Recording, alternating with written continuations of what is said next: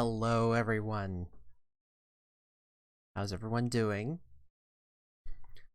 I should probably at one point come up with an actual intro. I haven't had the time to do that yet. um,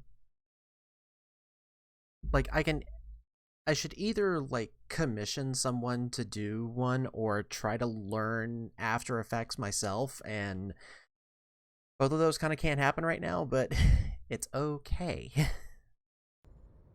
So here we are with some more Mass Effect. I am taking my good sweet time with this thing, and I hope that's okay, because I've been enjoying the hell out of it. But I should tell you, tonight, I'm not alone, because I have a new friend, and I'm so happy. I'm so happy I have my friend now. So, yes, I'm a fan of Pokemon. Have been since the beginning. And I've wanted a Farfetch'd for a very, very long time. I would dare say since 1995. And I found a website that was making some, and I finally got one. So it's a good day. He's gonna sit here and silently judge me. I'm so happy. Alright. What the hell were we doing? I both hate and love the fact you have one. Okay, so let me see if I can find the link. There it is. Okay. They've still got some. I'm going to throw the link in chat. That's where I got my Farfetch'd. It's mypokeplush.com.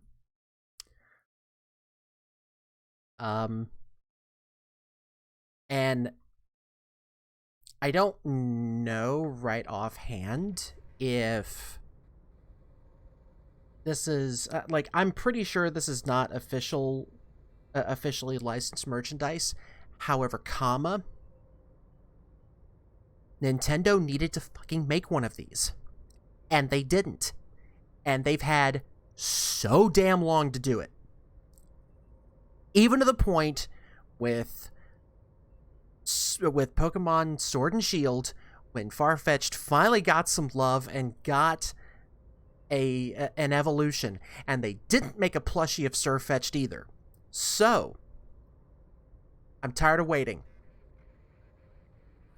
I have waited since 95. They never made one, so I have one now. So there. Also, I like supporting small business, and from what I understand, they are a small business. So, my Poke Plush. So, all right.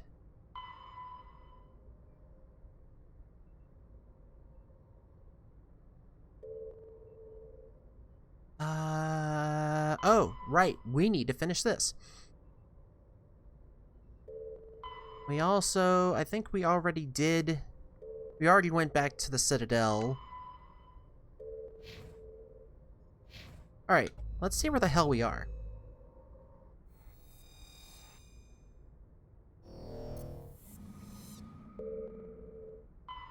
You're in the Voyager cluster.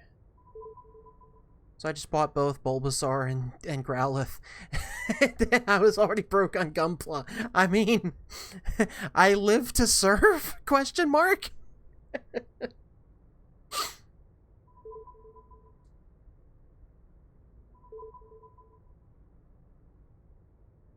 I will say that, like, so to give you a bit of a review, so Farfetch'd, his eyebrow and his eyes are, they're very finely stitched. They're embroidered. His So his wing that's holding the leak, it's a small one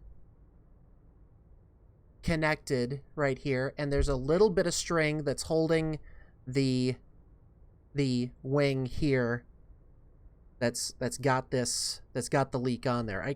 I think this is one continuous leak, and this other wing has got a little bit of stitching right here from where it was fastened to the body.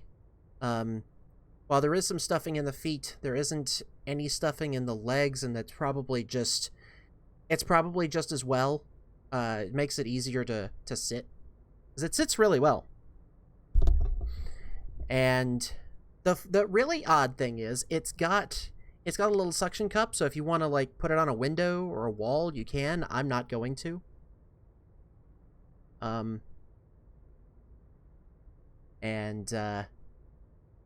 Is my new friend. When I get back into the office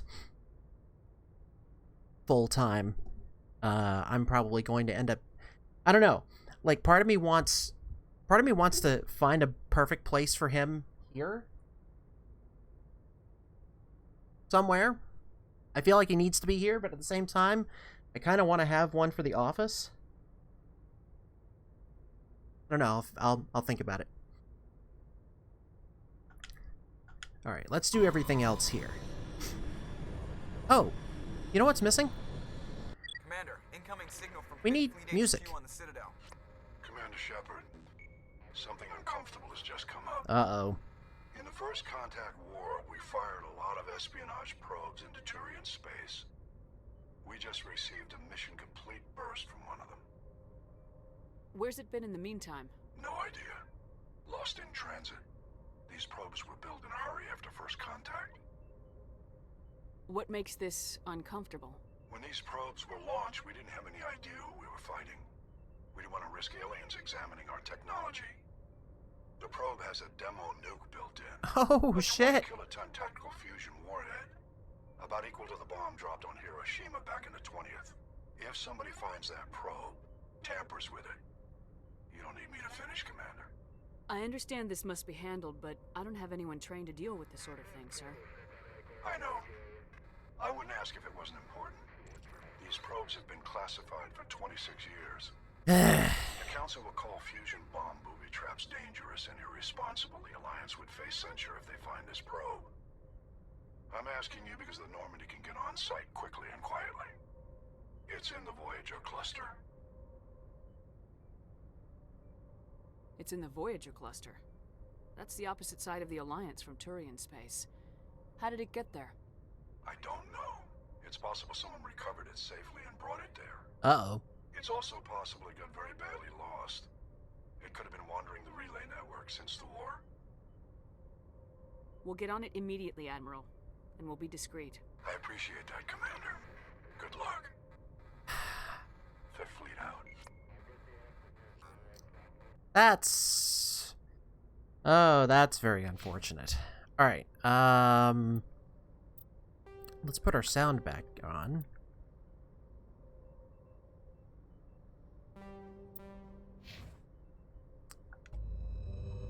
Okay. Yay, we get to sweep up the the Alliance bullshit.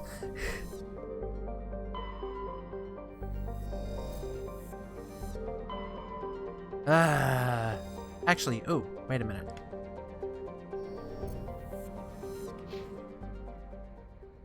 I forgot. Music needs to be at 50%, so let's try that again. Alright, so we were here, we did that.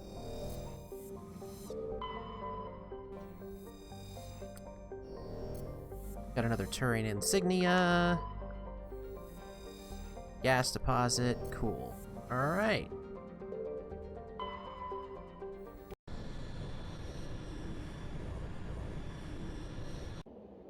Now, let's see. take a look at the achievements. Ugh. Crap.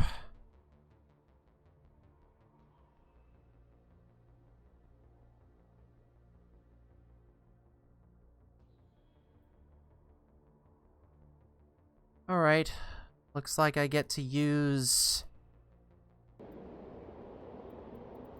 Looks like I get to use Ashley and Rex until I get their achievements.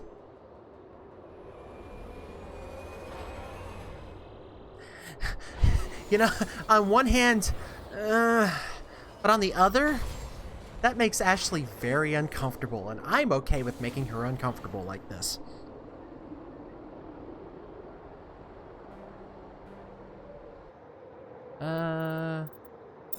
Equipment should be good. Alright. What are we working with here? Homing beacon, debris, anomaly. Alright, so... looks like I'm gonna go here and do a clockwise sweep today.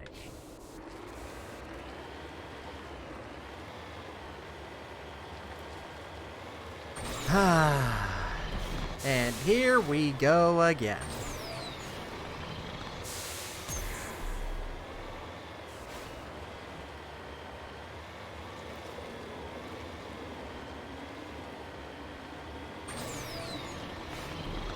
You know, if I didn't know any better, I'd say there's another Thresher Maw out here. This big flat piece would be a perfect spot for one.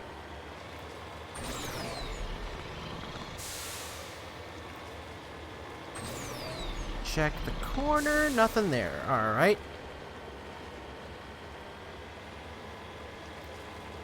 More... no, the pollen-sized terrors? Surely they wouldn't up here.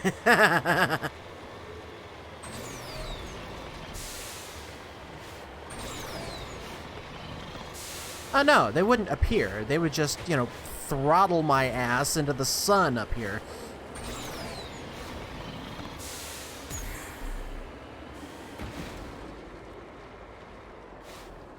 Well, that nearly worked.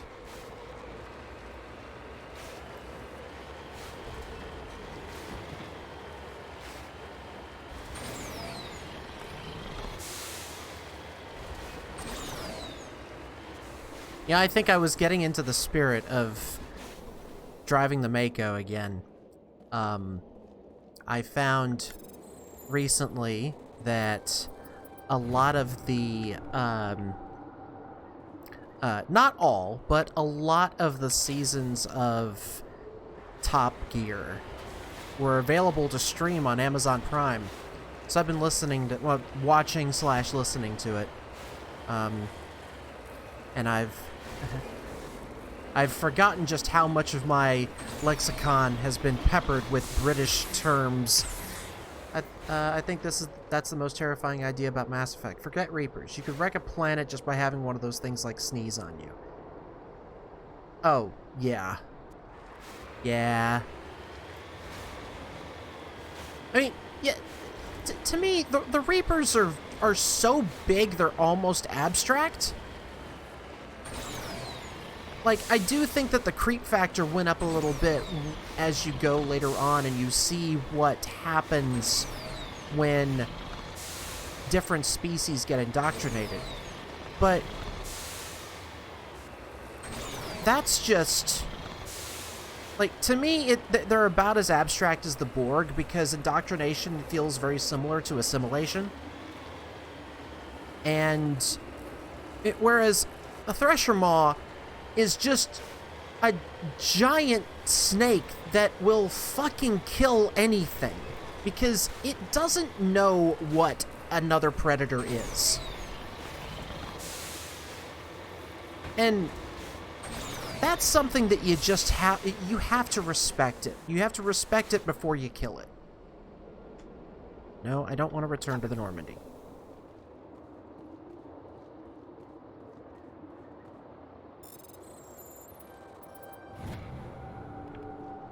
Because I feel like you will get yourself in trouble if you don't show at least a modicum of respect to things that will kill you.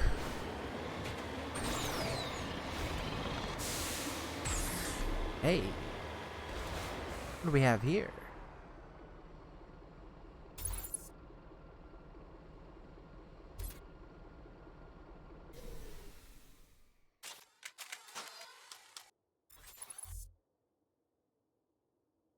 It's so far out of way, it's out of focus.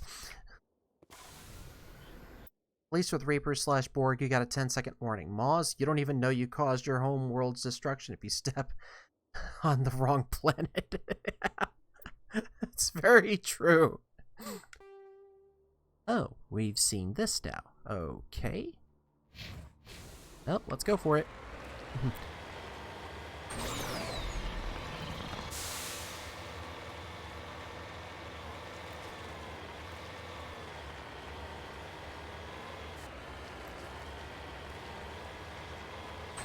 I'm not gonna say it because it might jinx us, but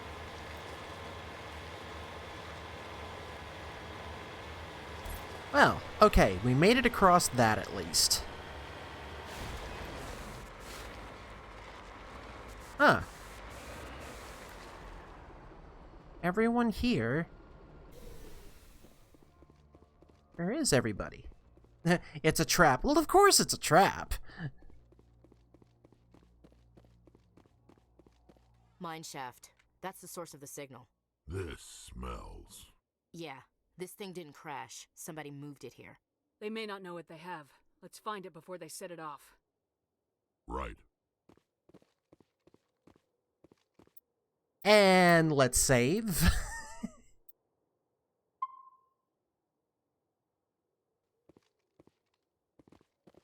So, what are we thinking? Krogan? Geth? Indoctrinated humans?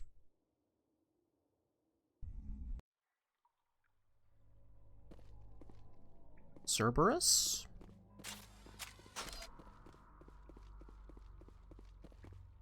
Tainted Echo, your money is always on Induct. That's fair.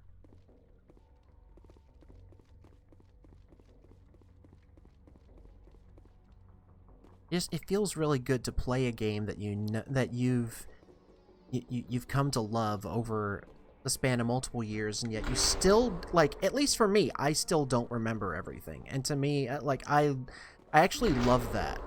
I find that I would get bored of a game if I knew absolutely everything about it.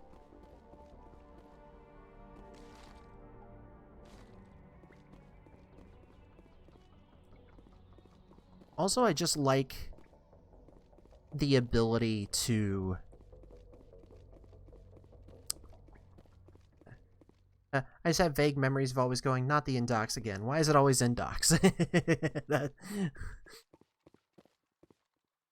Like, I remember the big focal points, but I don't remember some of the intricacies of how we got there, and it just, like, I'm actually thankful for those kinds of things, because it allows me to still engage, like, it's a little sanitary to use this phrase, but it still allows me to engage in play in that mind frame.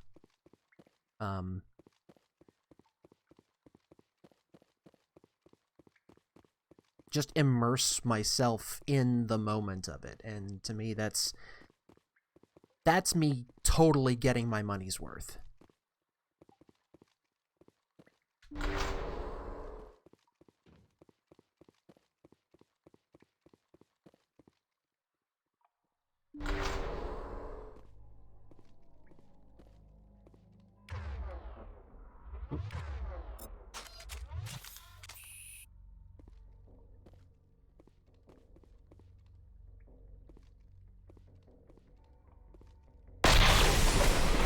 God! That was a detonator. Someone just screwed us. Shepard, at last. Whew. Okay. A+ on the remastering the sound, because shit. Okay. I'm glad we got here, because this is one of those things that was changed from the original. There were a number of articles that were released about this, but this guy in the original release was human. And it was weird that he was released human because of what he ends up saying. And I like that they went back and, taking the detail like this of a side mission that you only get if you show up in the system. Like, you actually have to go and find it in order to trigger this thing. And that they had the forethought to go, we need to fix this and make this dude Turian. I appreciate that. You have me at a disadvantage. My name is Ilanos Halliot. I doubt you know it. Who do you think runs the Terminus clan, Shepard, huh? Thousands of pirates, slavers, criminals of every stripe? In most criminal organizations, it's the one who's recognized as the most successful. That's correct. The one who kills the most men, seizes the most ships, pillages the most colonies. 3 years ago, I was the strongest. I used my influence to assemble a fleet. We would drive your kind out of the Verge.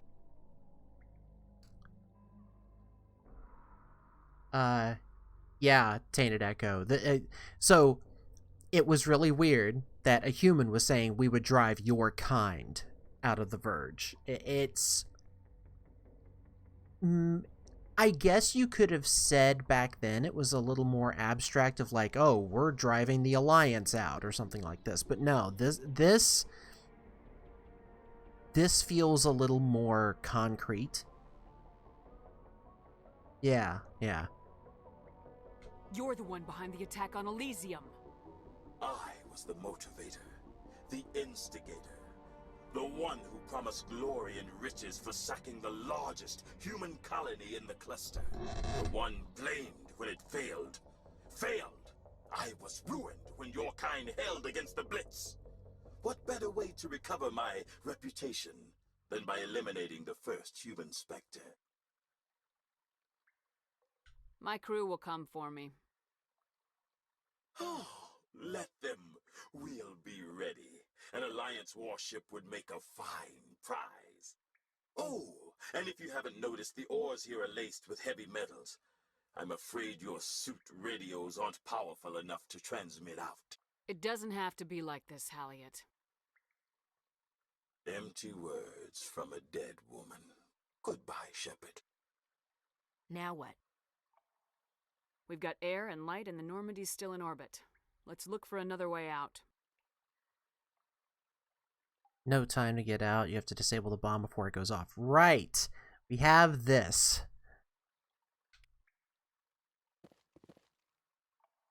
That's why we carry around a whole bunch of Omni-Gel. Oh, shit.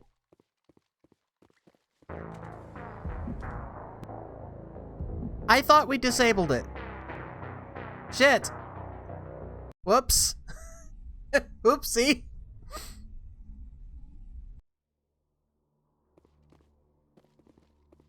Alright, well, we get to do this again.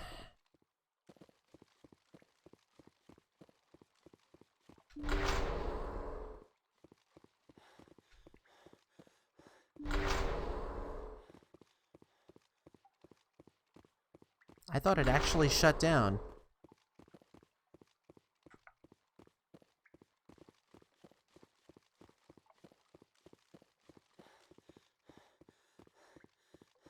Oh well.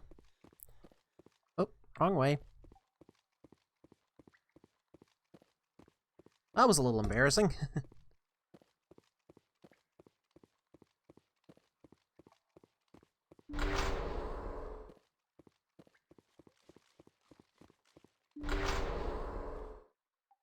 What do you say we just save here?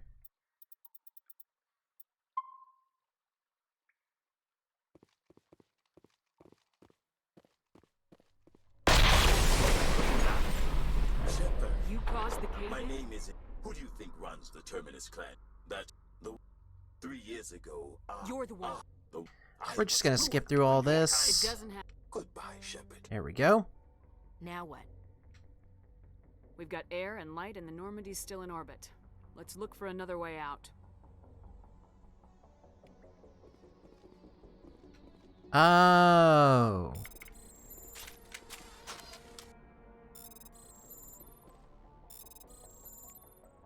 There were 3 separate points. That's what it was. Okay. How much did that end up using? Oh, I still have 449 Omnichel. I'm good.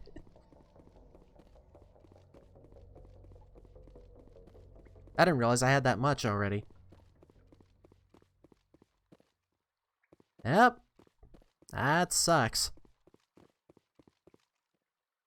Whoa. That's weird. Huh.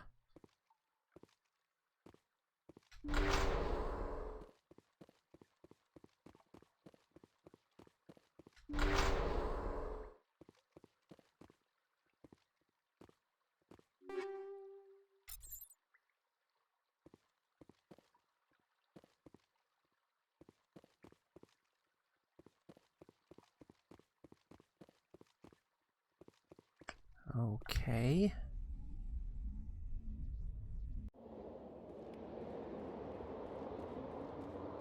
Oh, right. We have to walk back. I think... Yep. We have dudes. Wow.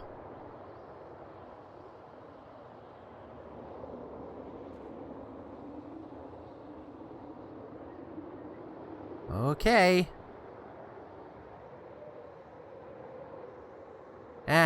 Kill them. Kill them all.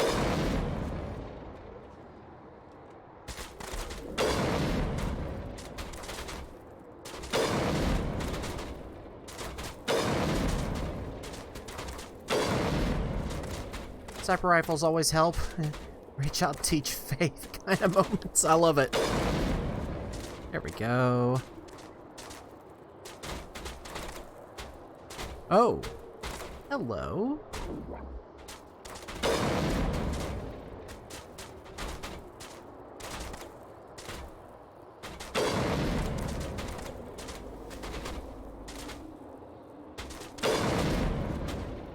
I wish I could zoom in a little bit more, but this will do. This will do just nicely.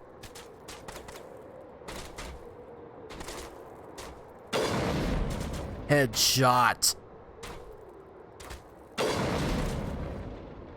Krogan are always a little bit tougher to take down. Think we got him, Commander. Now, Nope. fun.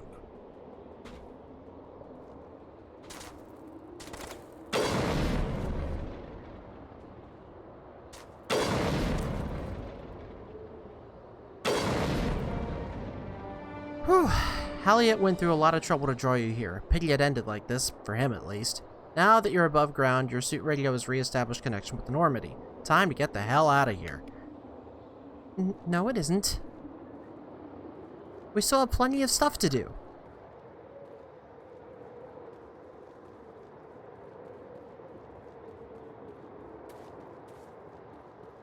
I think we're good, Commander. This, ladies and gentlemen, is why you don't pick fights with snipers.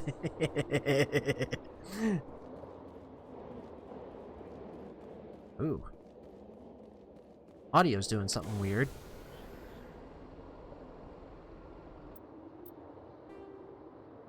Okay, so we were here, and we ended up here. Let's take care of these two and do the rest of the sweep, and then we're out of here. Actually, let's go this way.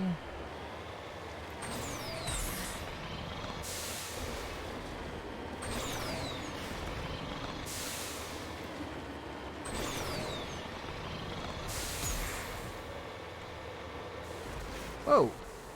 Oh, there he is.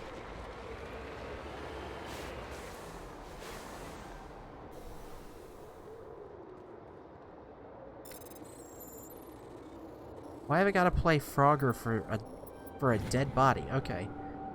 Turian signal. Insignia. Hmm.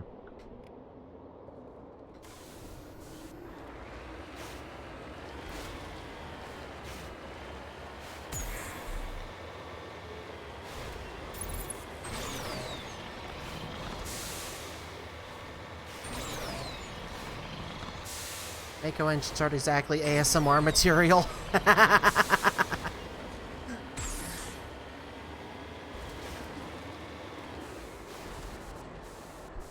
No, they're probably something a little bit different.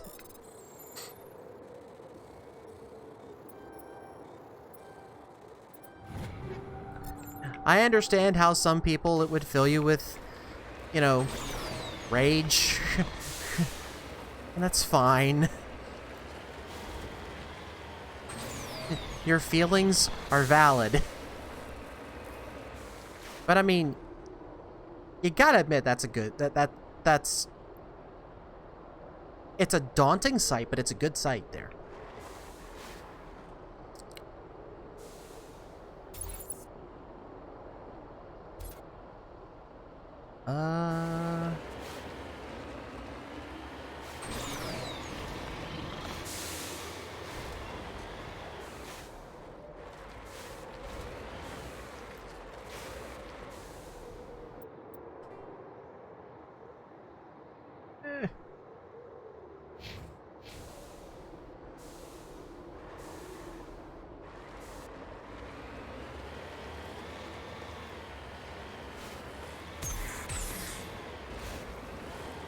Come on.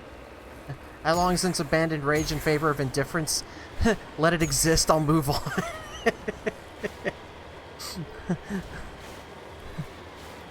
One might say that's a step towards enlightenment. Ah, see, I knew I had to go this way.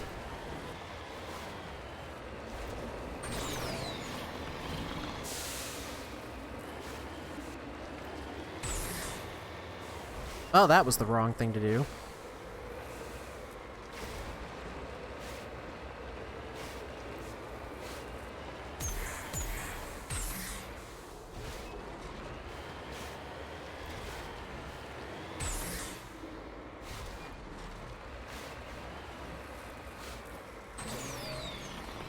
Oh, get up there.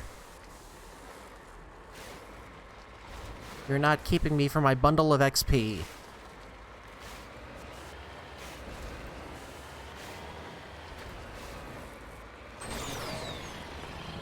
There we go.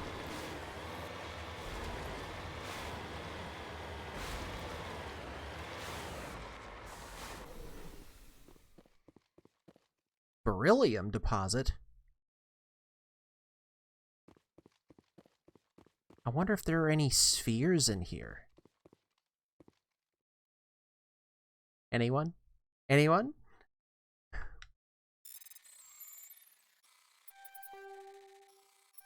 Ah, damn. In some colleges, a CS degree is half philosophical and half actual content. No more spheres? Oh, come on! We always have to have more than one beryllium sphere to make the drive go.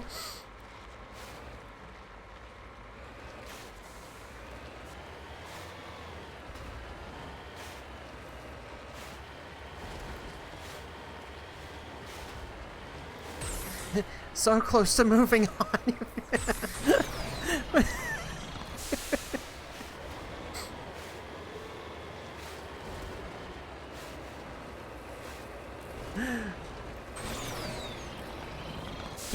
Get on up. Ah. While it may be a workhorse, it is not a Skyrim workhorse.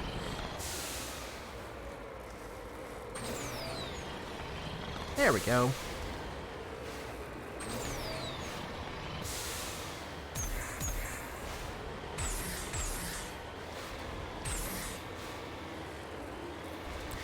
So the thing I was referencing was Galaxy Quest.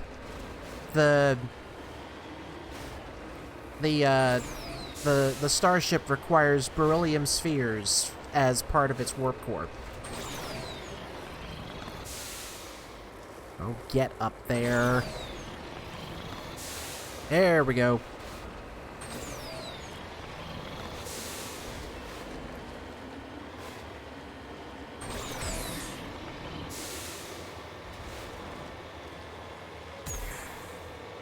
Ah!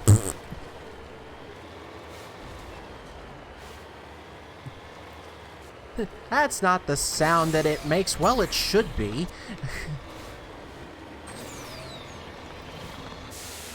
So yes, in some colleges of CS, the Galaxy Quest and Echo do not mix. I take my sci-fi pretty seriously in some circles, or more to the point, I was with the blonde who designed them. No, no, I refuse. This episode was badly written.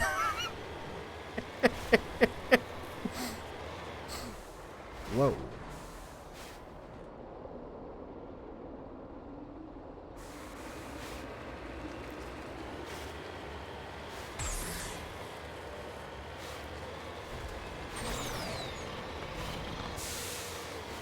I just recently rewatched that, and it was like, I need to actually watch the documentary, because like, I remember at one point they were considering actually making a real Galaxy Quest show before Alan Rickman had to leave us.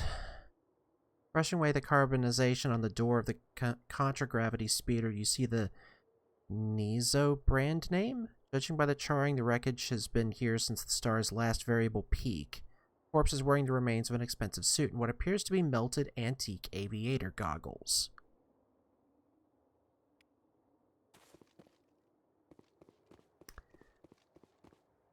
I guess someone wanted to do some joyriding here? It was Alan Rickman was just called to his original role.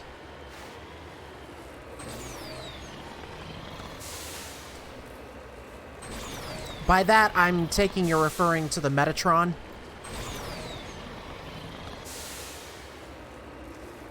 If so, yeah, I'm on board with that.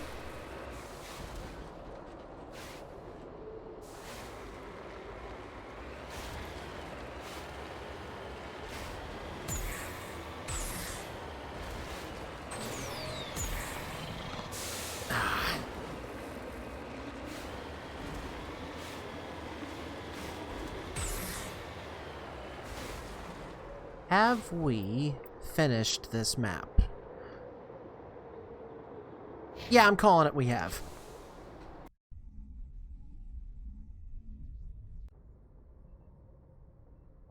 Of course, I've been on a Kevin Smith kick for a minute now. I'm interested to see what he does with He-Man of all things. Yeah,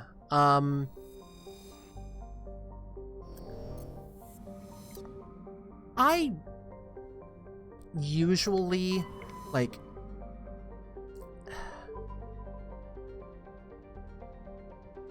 I admit I haven't, I haven't watched all of his stuff, but everything that I have watched of his, I have been, like, I understand that he has done a lot of personal growth over the years, and so while some of his stuff may in fact be a little bit dated, when he's given a franchise such as that, I generally don't have any worries. Ah, League of One medallion.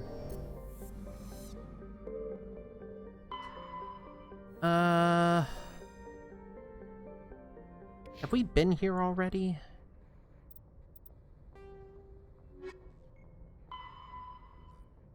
Nope. Time to take on Cerberus.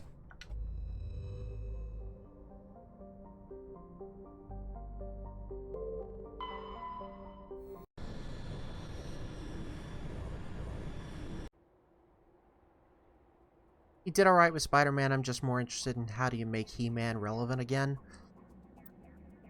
Yeah.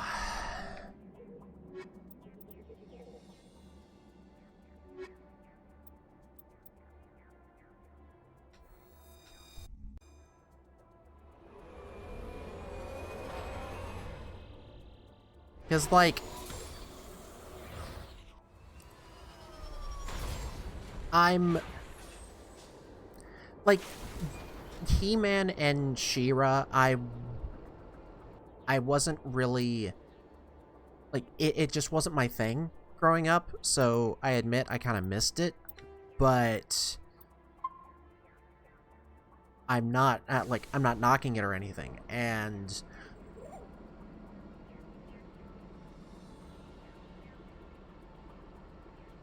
did you hear that? Because I heard that. If I didn't know any better, it sounded like a pie jack. Anyway, from what I understand, the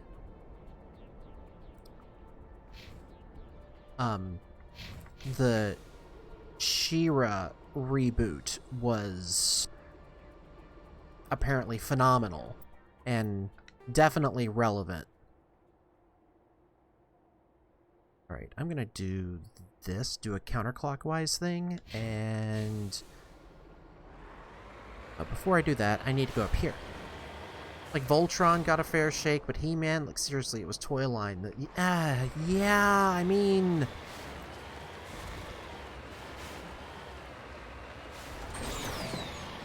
That's fair.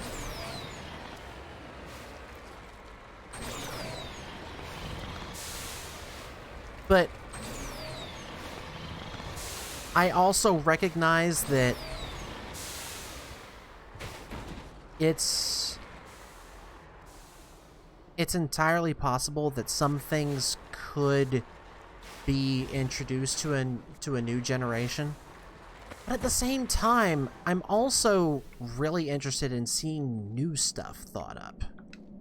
I'm not going to get on my high horse about certain things don't need a reboot, because I like seeing where people take things in different directions. To me, if we want to go in the philosophical direction, I feel it's kind of a,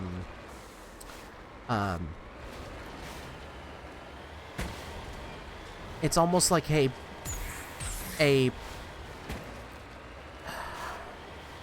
gonna get a little meta here.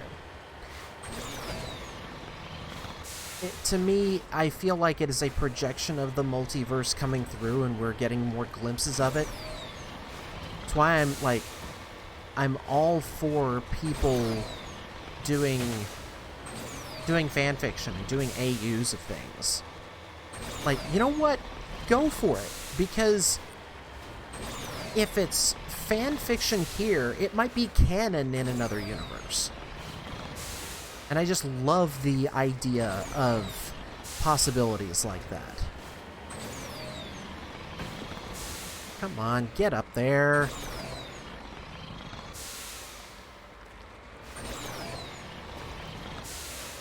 There it is. Park it.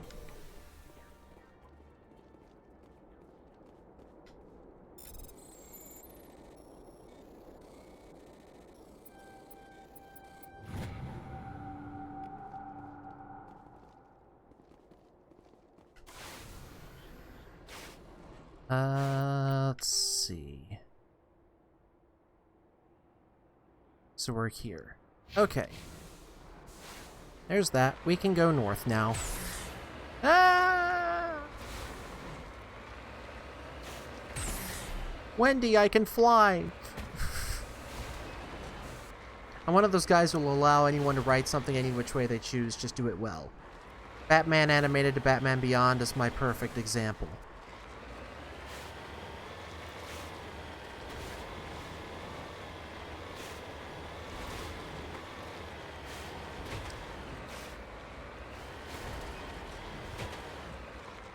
That's a fair point.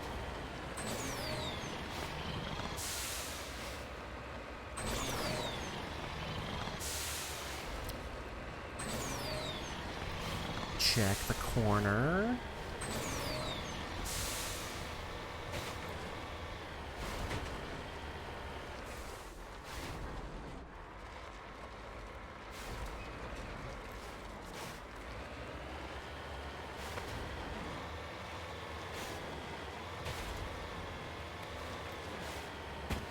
Get on there. Yeah, I'm with you on that, because, like, sometimes people will have an idea and it'll go really well. Like, I'm all for experimentation if things don't go that well, but, and if it doesn't, just let it fall into the annals of history. But there are some things that I feel like, and maybe this is gatekeeping on my end, but there are some things that I think shouldn't be touched. Just, like, alright, let's talk about Mass Effect for a second. Like, I would absolutely love to see, say, a mini-series of this. I don't think you could do I don't think you could do even the first game justice in 1 2-hour movie. Or a 3-hour movie. I feel like with the amount of nuance that is in the story and the context, I feel like, oh god, this is gonna suck. I feel like it needs to be a miniseries. Give us like 6 to 10 episodes that are, yeah, 10 episodes, hour long each. I feel like that would be enough. But I don't think that there is a property right now that has the technical expertise or the social maturity to be able to do it properly.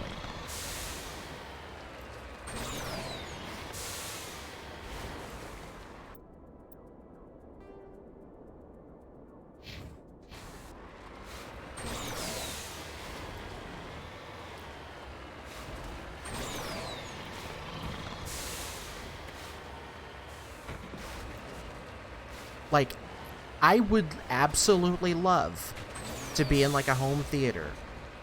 Or even if we did only get one film. Like,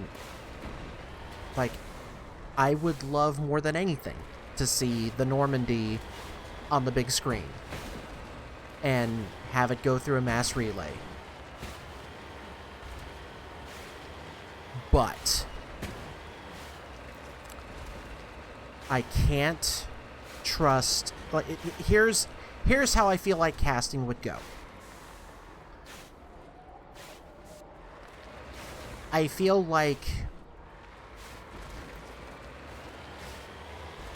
there would be, like, anyone who was cast as an Asari, they would all be, like, I feel like any casting director would just grab a whole bunch of models and make sure they have no lines whatsoever.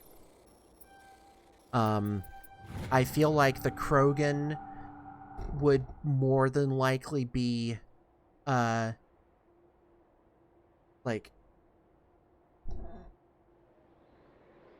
I said the same thing about wanting to see someone ride a polar bear in armor. HBO is mending that wound for me. I don't trust HBO with this. I don't trust Amazon with this. I don't trust Netflix with this. You know, I certainly don't trust Netflix with this.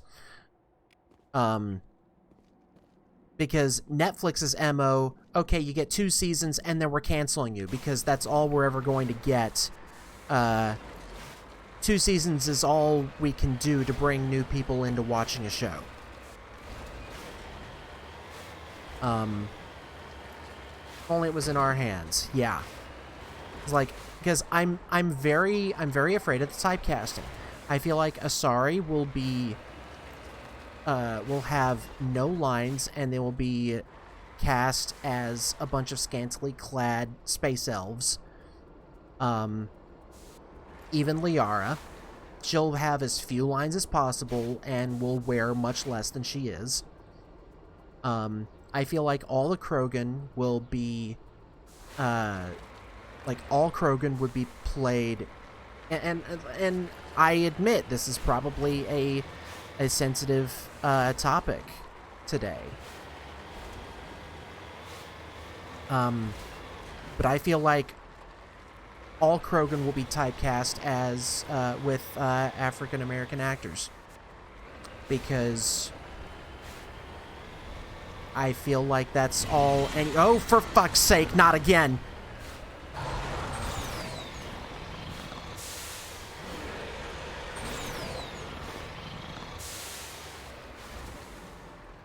That is way too small of an area. Shit.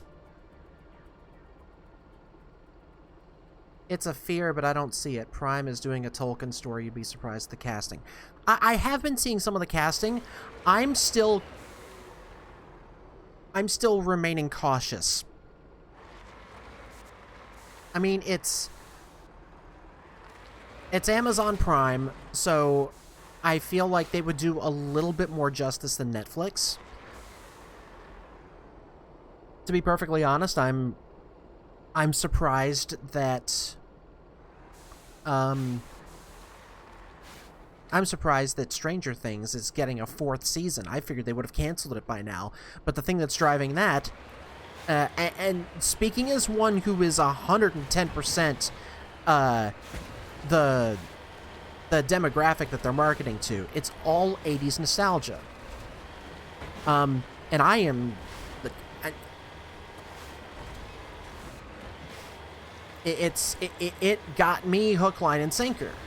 So it probably says more about me than anything else. But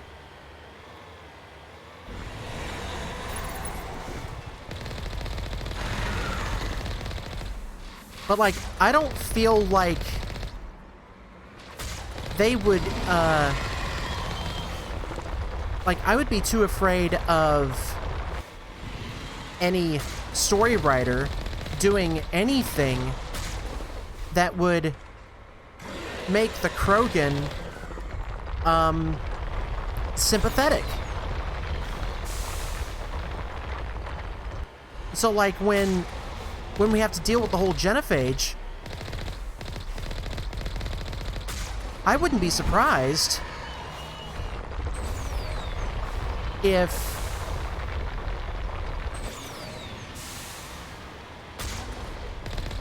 like fans who oh shit. At least it's not doing the other thing.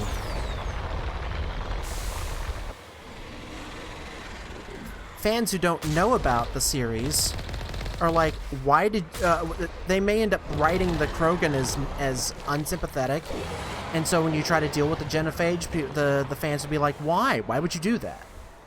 And I just,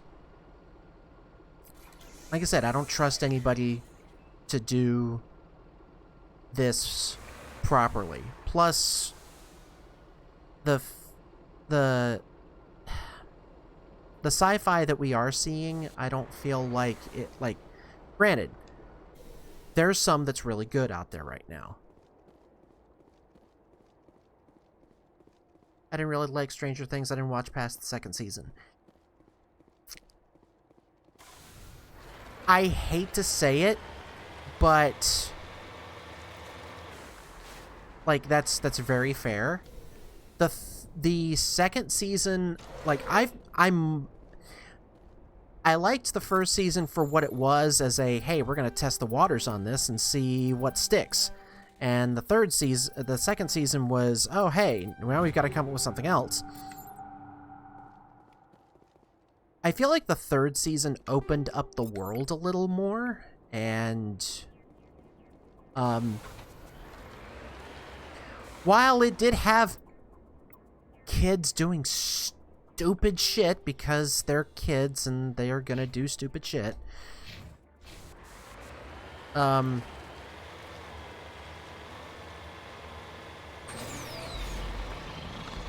some of it got really repetitive. I did enjoy a little more of the world building.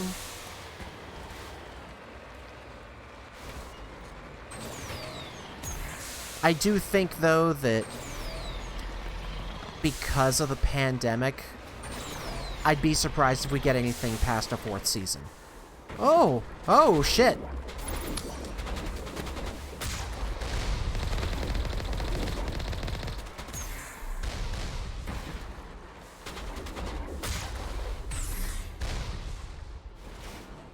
Well...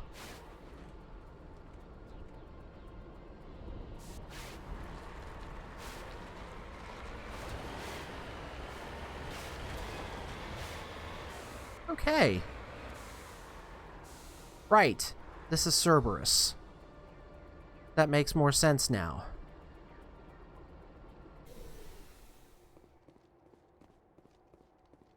No, I don't think it was that stupid. I think they were just expecting people to come from here and not from up there.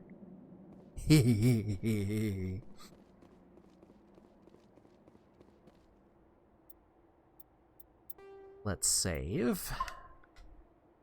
Let me just fire at the tank while it has the high ground. Brilliant! There were probably mercenaries anyway.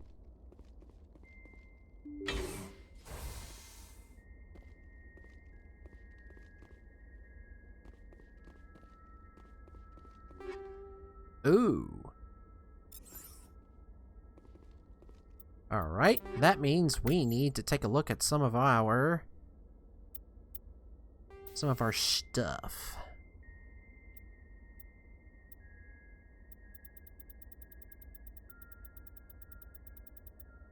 Oh boy. Okay. Starting to get... See, that's 6, 7, 8. We can start getting rid of the 6 stuff. Alright.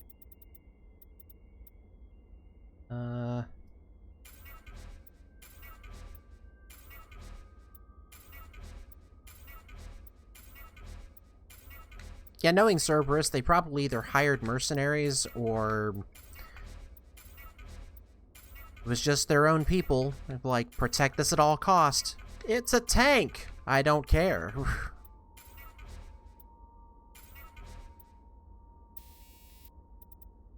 The elusive man says, get it done.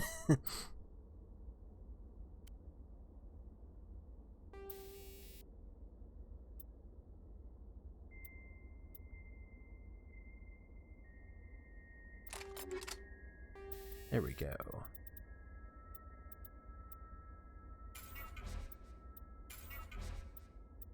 That's 7, and that's 8. Actually, let me go with high explosive 7. It confuses me every time I'd see it. I'd be hiding, waiting for the tank to stop, and people get out and then ambush them.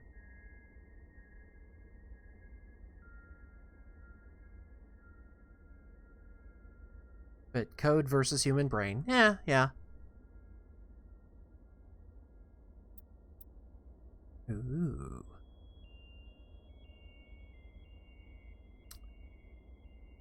Yes, we are getting that. That'll be nice. Alright,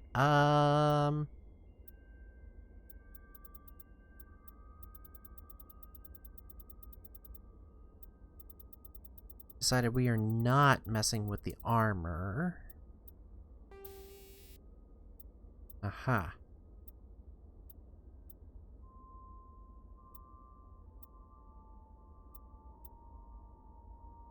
Just about to say, equip that you for... Yeah, yeah.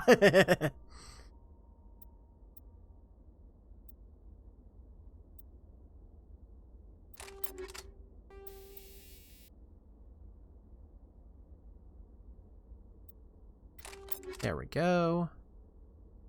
And now...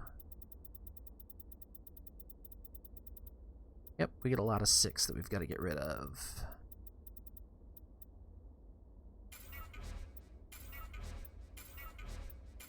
I don't do this now, we're gonna have another wonderful warning telling us to get rid of it.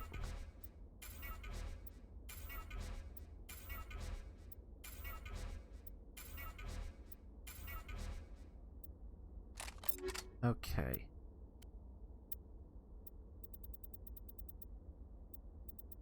Wait, that's 8.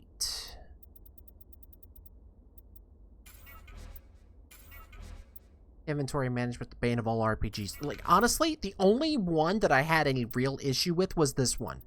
And I really wish that they had done something to fix it. And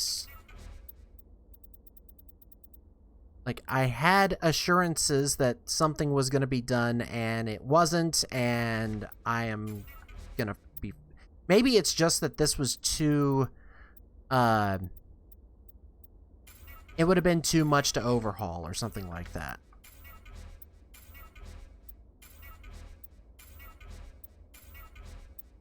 Okay. That's everything. Let's do it. Now, BioWare got lazy.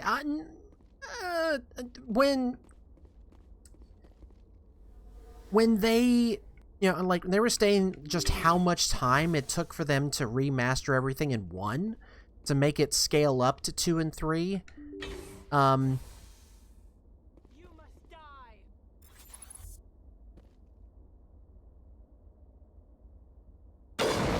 Damn, I missed. How could I miss? That went through your chin. There we go. I will destroy you. Oh, biotics. Right.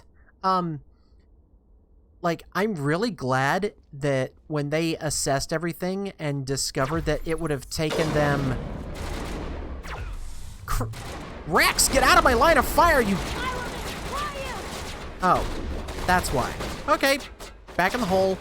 Charging up. Down in front, Ashley. When they said that it would have taken them the same amount of time of remastering 1 to update the multiplayer from 3, and they decided not to do the multiplayer, I gave them, like, I had so much respect for them. Because, like, I was so afraid that they were going to spend so much time on the multiplayer aspect, and I couldn't give a shit about the multiplayer. Not every single game in the world has to have a multiplayer.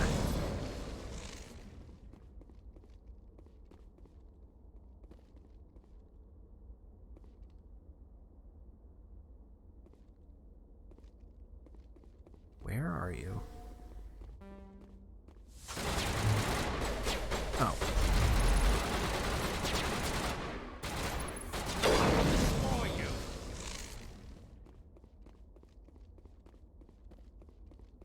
Come on. Last one. Where are you?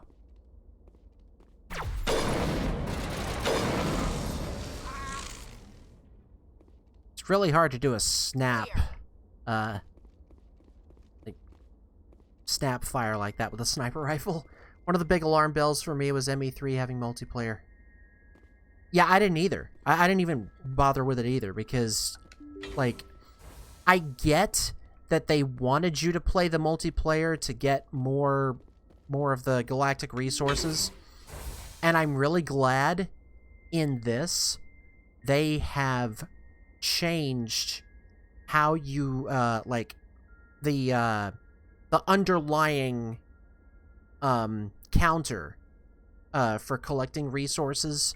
Like, they make it a little more based on the story itself and, like, all the extra stuff that you do, that you're able to get the best, like, you'll be able to max out your galactic readiness without having to deal with a multiplayer. I'm really glad that they spent time on fixing that. Oh, yeah, don't worry. We're gonna go through this whole damn thing. It's gonna take a while, but I'm committed.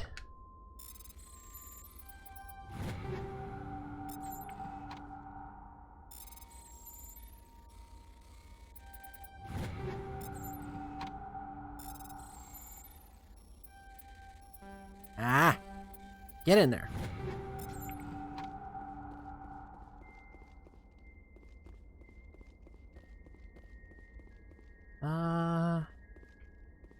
Everyone's good?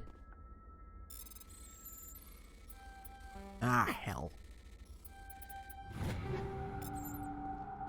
Whoa. Shouldn't have unlocked that. 3 metagel? Alright, there's one more back there, but I'm saving it. There's a med kit here. I may need it. I never needed the complete galaxy ready thing. Wasn't it just you needed like 85 or something for good ending? I don't remember. All I know is that if you didn't do any of that, like it was always going to be at 50. And after a while, like there was an app. There was an app that you could, like, it was a little fidget thing where you could send squads out to do stuff. And that would increase your readiness as long as you kept doing it. And that was supposed to be an alternative to doing the multiplayer. But if you let it lapse for a while, it started resetting the readiness, and I just got sick of it. Cautiously press a few buttons and alarm chimes. The optical database is flashing itself. Quickly, you copy as many files as you can to your hard suit's internal computer. Its memory wiped, the computer shuts down. The files are sure to be encrypted, but you got time to crack them. Alrighty.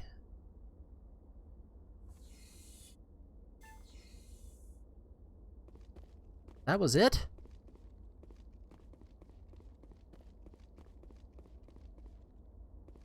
Expected more.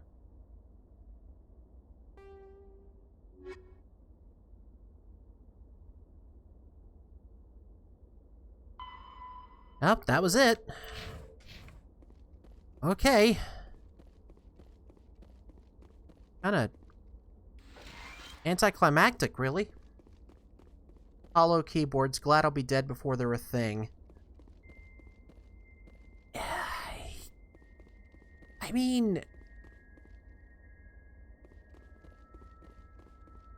I want wearable tech. I want things like an Omni tool. I want the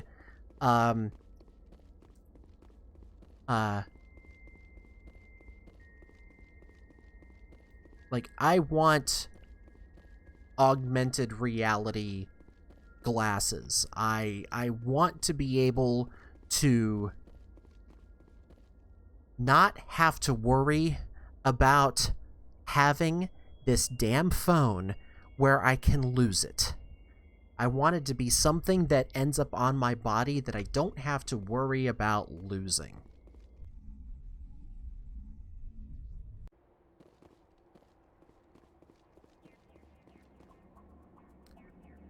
Okay.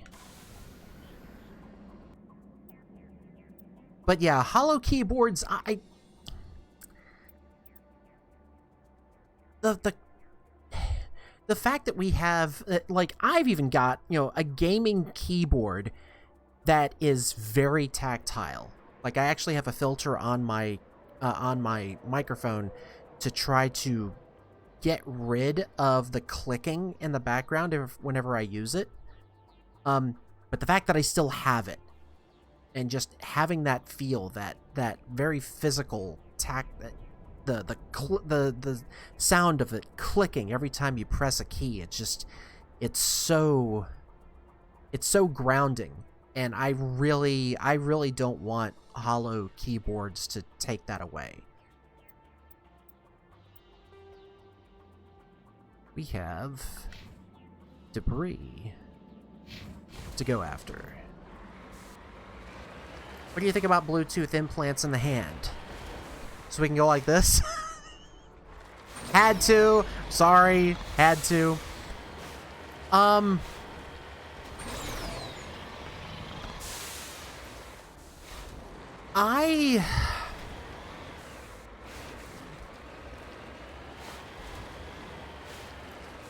be okay with that.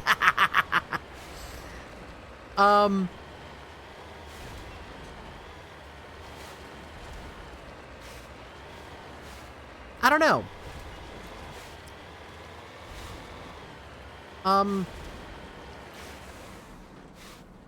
To be honest, I'm not 100% sure that I'm on board with that yet.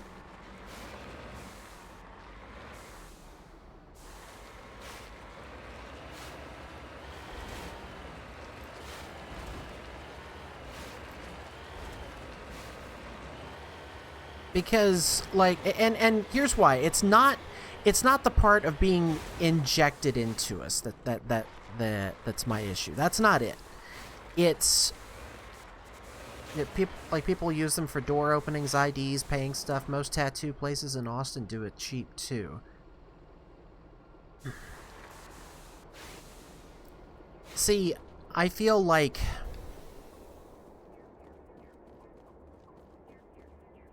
I guess that's like that is the first thing that we need to learn how to do, is be able to have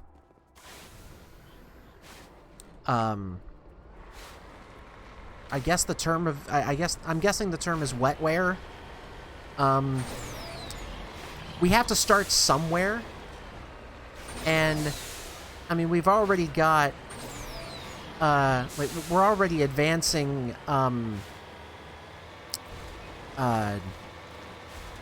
technology and artificial limbs, and now we're getting to where that we can have things communicate with other servers. Yeah, where's the name? Okay. This would be another great spot for a freaking Thresher Maw. I think what I would want is I want storage. I want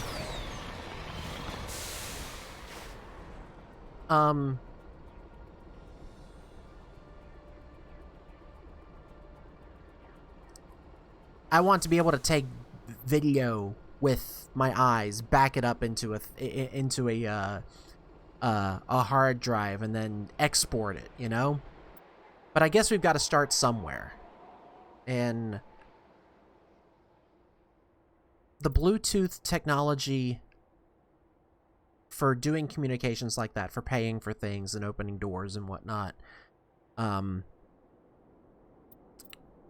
I do like the idea of having something kind of universal that say it's tied to your car.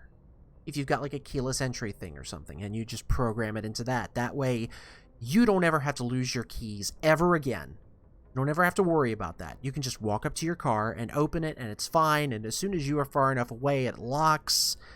And really, the only way that anyone's ever going to be able to steal your car is either scan you with something that rips off the Bluetooth tag, or they start performing exploratory surgery. I feel like the latter would happen first, but I was a fan of Deus Ex. Funny enough, I've never played Deus Ex. But I did like the movie Johnny Mnemonic, so maybe that's it.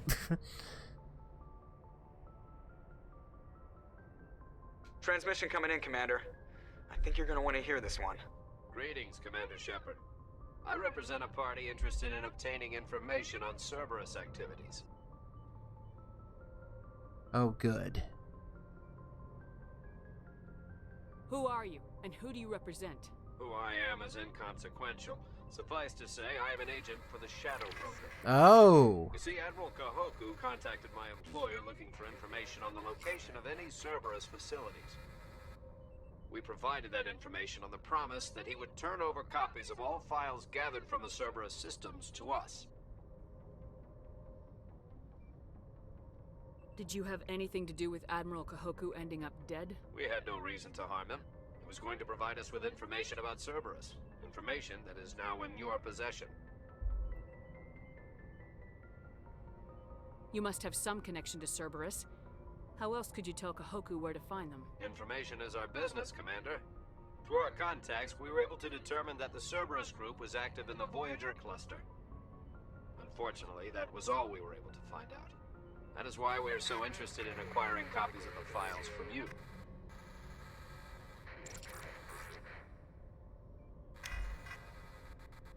You know, I gotta say it was a surprise to me. Yes! Yeah. Yeah, the whole thing with the Shadow Broker was very interesting.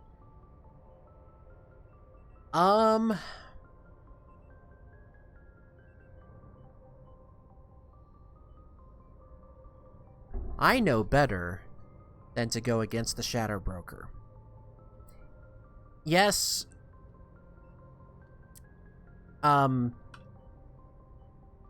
Kahoku was going after Cerberus.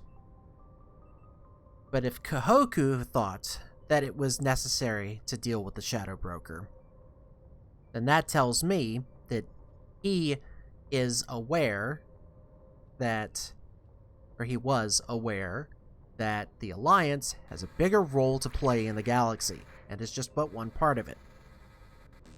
But I'm a Paragon this time. I have reached full Paragon.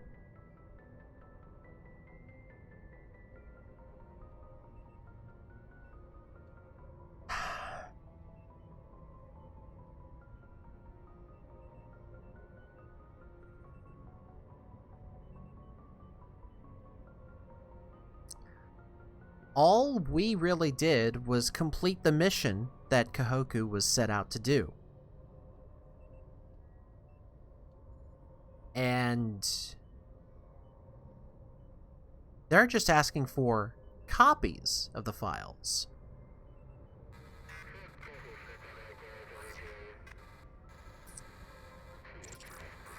Your deal died with Kahoku. Why should I help you?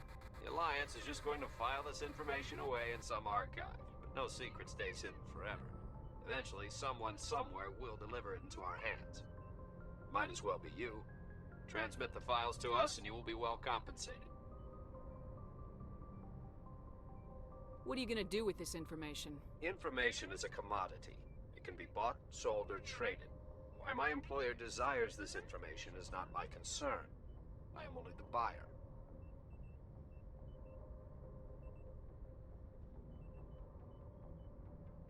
Don't screw over the Shadow Broker.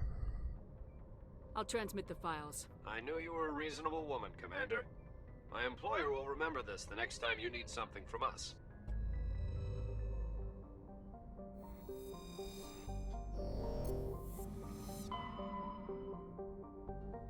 Alright, we've done everything here in the Voyager cluster.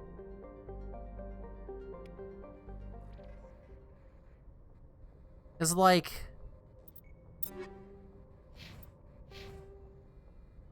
yeah, look how much Paragon we have and how much Renegade we have. That's, to me, that I feel like we're okay. Really wonder if that'll change something in the future. I don't know. I'm hoping. Alright. We need to look here.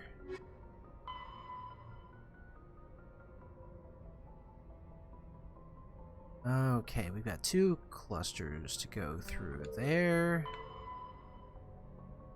Maroon Sea.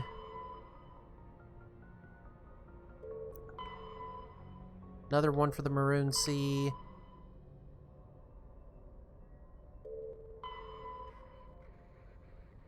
To the Newton system of the Kepler Verge. We're getting...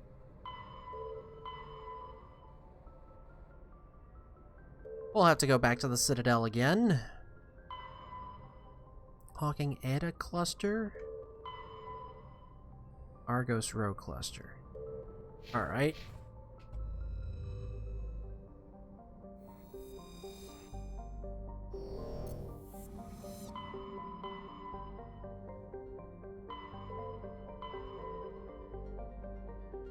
Hades Gamma, Sigma, Argos Row. Okay, we've got a lot of things that are close by.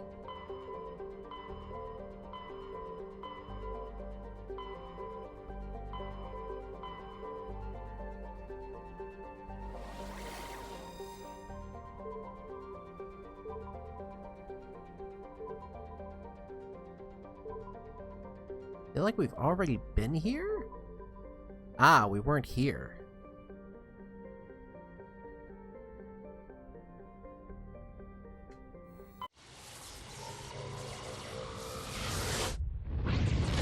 Ah.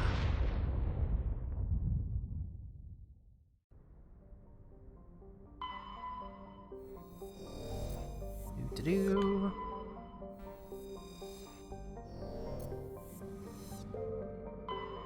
Give to me everything. Alright, that's the one we gotta land on.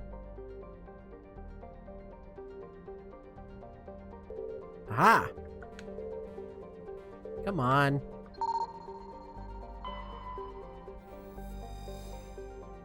Nice. I think that's the only one. Turian and insignia. Nice. Nothing there. Alright.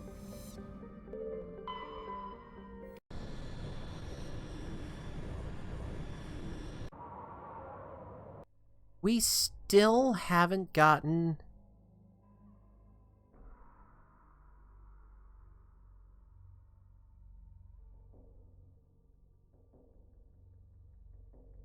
We still haven't gotten the, Soldier Ally or the Krogan Ally yet. Have we really not used them that much?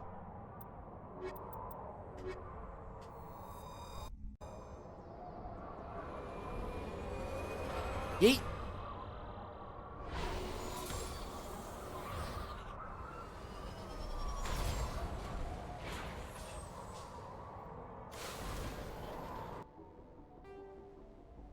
Oh, we're way up there.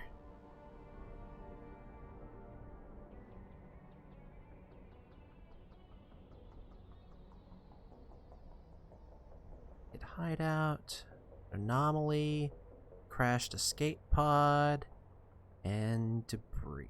Alright, let's go counterclock. Let's go clockwise this time.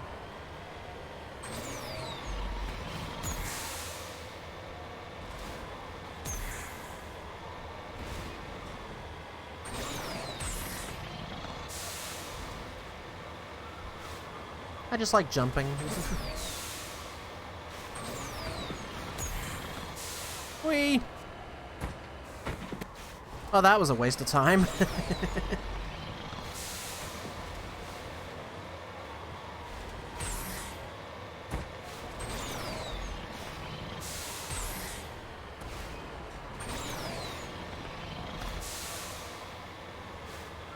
Check the corner. Nope, nothing there.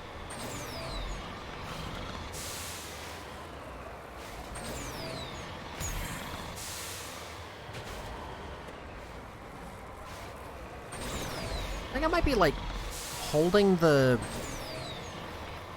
stick wrong or something, because like it always ends up rotating that way.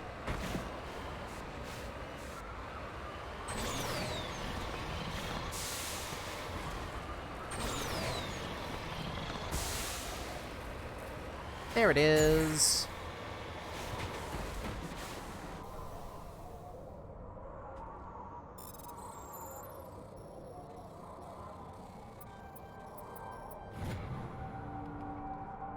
All right.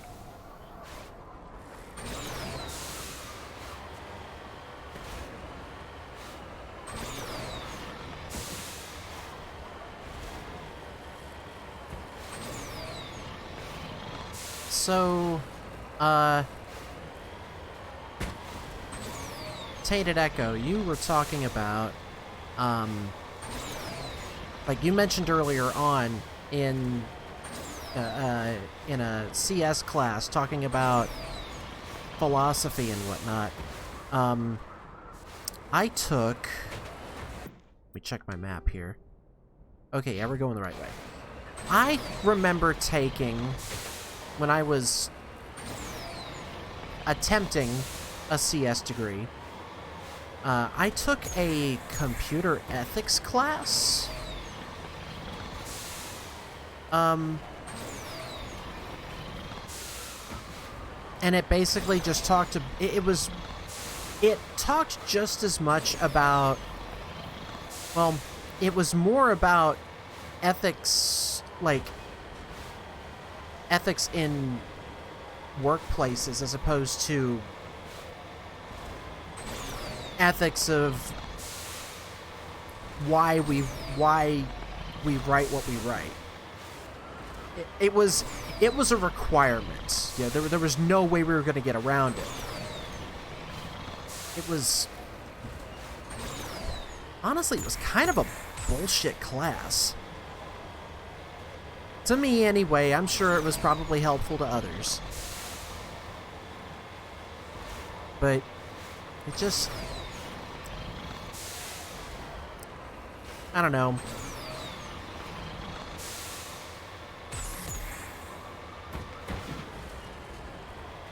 I guess it was... like, I could have seen...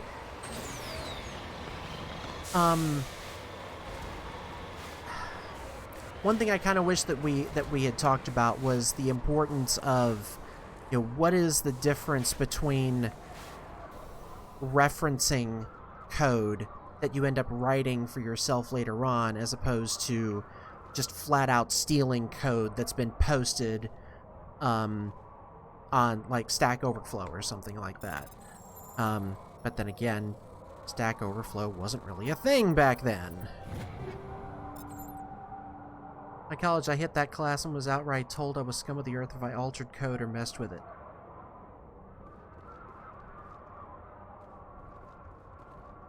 But that's... You were outright told that you were scum of the earth if you altered code or messed with it.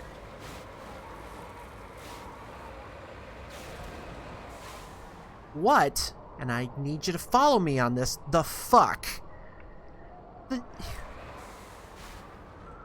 Then what the hell are you supposed to do for, like, I don't know, optimizing it, revising it, taking someone, like, coming up with a completely different idea or something that's more efficient? Are you supposed to just write it once and then never touch it again? That's saying that, like, that is saying that code is somewhat sacred and shouldn't be altered in any way, shape, or form. You know what? That kind of shit is what keeps people from using code repositories. Like, all you have to do is set up a Git server, check in your fucking code, comment the shit out of it, and you don't have to deal with this kind of puritanical bullshit.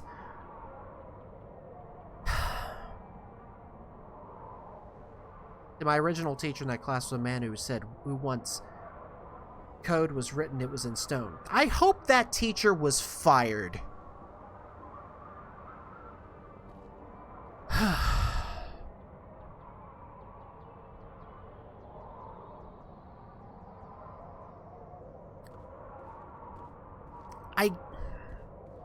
Okay, alright. Taking a breather.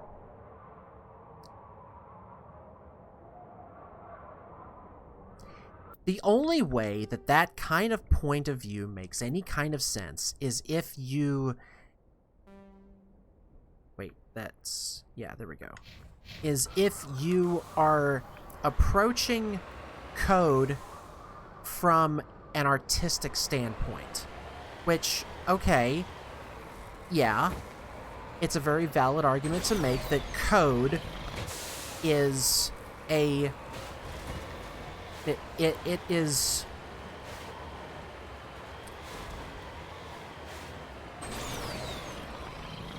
While there are rules to drafting code in a particular language, it can also be... Like, it's also an interpretation of the language that you're coding in. It's... To me, I feel like it is a well, not even that. It's... We actually got another professor at that point who challenged us about what is the ethics of writing code that may endanger a human life. Oh, tenure. Oh, great. You only taught that class for 3 weeks. Thank fuck. Challenged us about what is the ethics of writing code that may endanger a human life.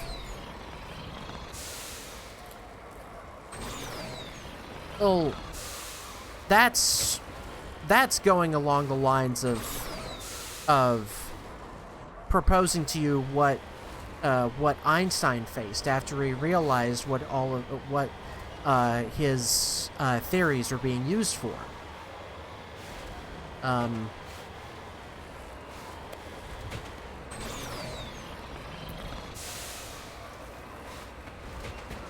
So it's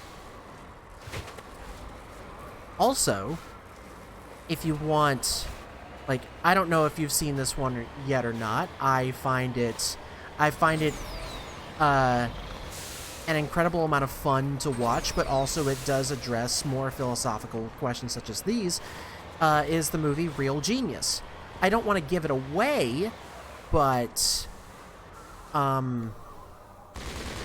what are you, dudes, what the, you can't hit them, oh god, you can hit them from here. Oh god, ow, ow, ow, what the fuck? Nope, get back in the car.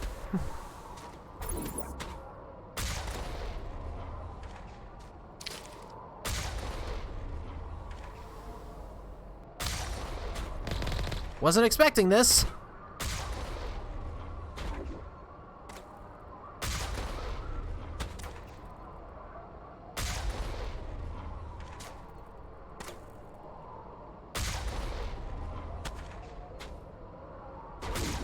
This is some serious blind leading the blind here. That professor wanted us to tackle that moral swamp, yeah. I ended up working under him for the rest of my academic career. Well, good. I'm glad that you got someone that had a little more appreciation for nuance.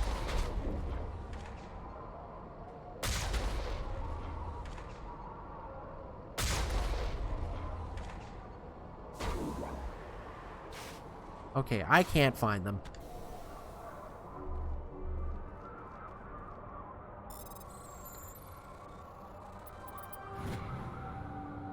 Ah, League of One medallion. Alright.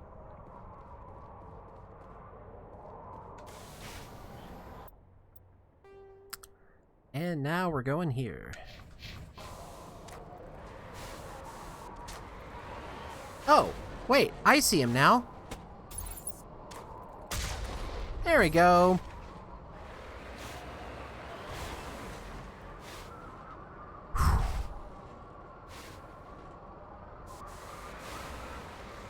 Oh, wait. Before I do that, I have to go and get this other mineral. That professor, he taught programming languages. Any of his students have a pathological response to clapping your hand and stomping your foot.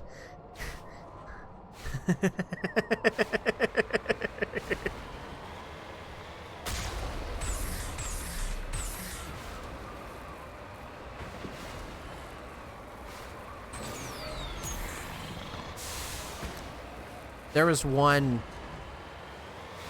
Oh my god. Let me tell you about the professor that made me quit the computer science program. This guy, he taught no code whatsoever. Absolutely no code. Did not do anything past very briefly going over what kind of theoretical concepts there were in the book. He taught object-oriented programming in C++. We learned absolutely zero C++ in that class. And I swear to God, it creeped me out when in the middle of the final he did it and everyone yelled, "Get Sim." Oh, that's great. Also, damn you, Pavlov.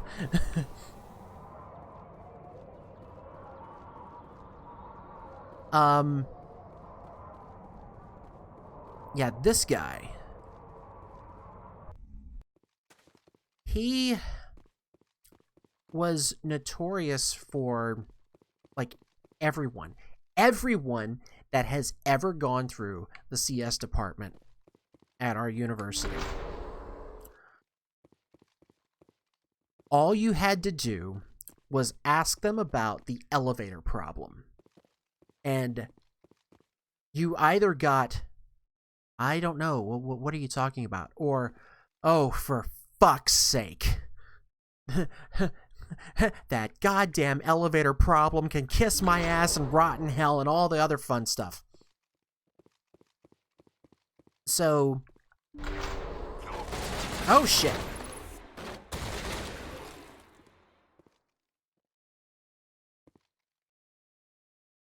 Okay, what is it? What is the elevator problem? Well, you had to design... You had to write a program that would simulate... Rex, stop shooting me. It had to simulate elevators in a hotel.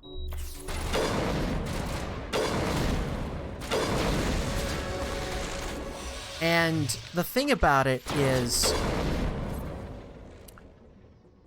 you had to write the program in such a way that it would ask for... It would ask for input of how many floors were in the elevator. And it had to be written in such a way that any output would be accounted for.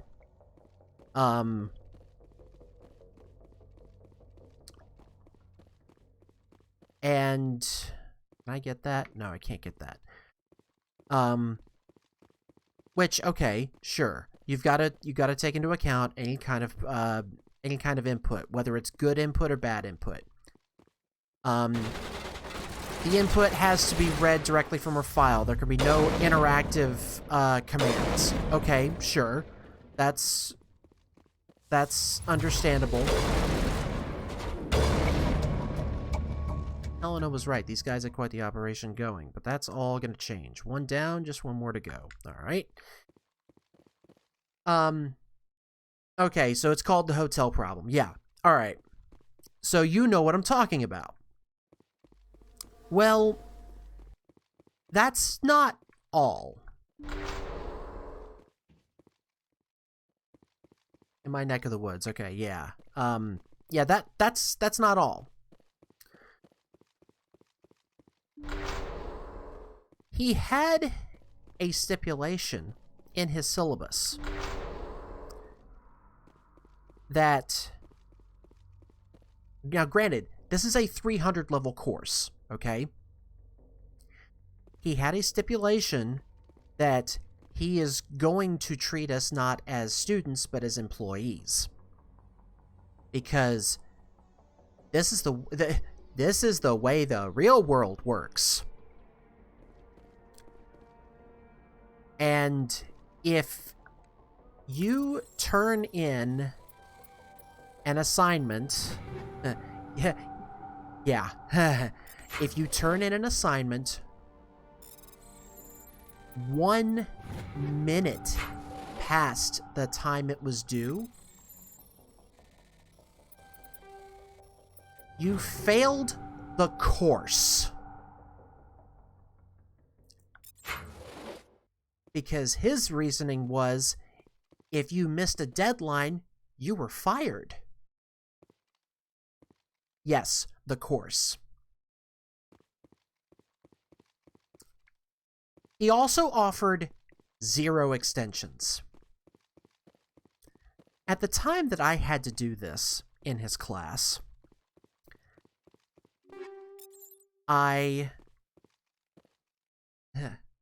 his fail rate must have been sky high. It absolutely was. At the time that I was in the class, during the time in which I was working on this assignment, I broke my ankle, which required emergency surgery. I still have the plate and the screws. My grandfather died, and I had to testify against my roommate in a sexual harassment charge at the school.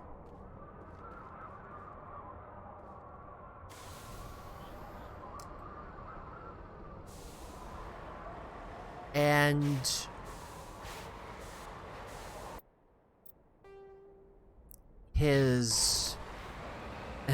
this teacher said, "Your reasons are not good enough. Do not bother coming back to class." And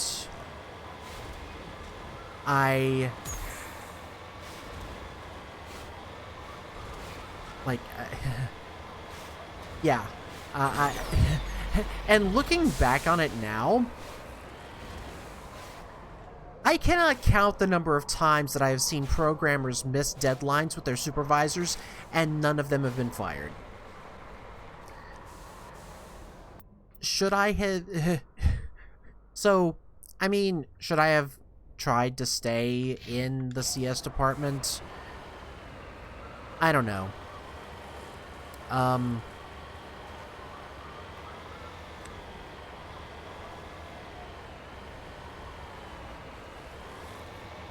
Ultimately, I don't think I would have enjoyed... I don't think I would have enjoyed being a software developer.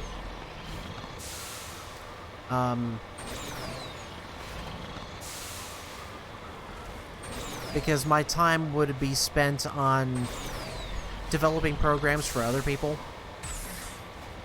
And with the environment in which that I am in. Oh, hey, we leveled. I feel like I would be facing similar dilemmas to the Einstein realization.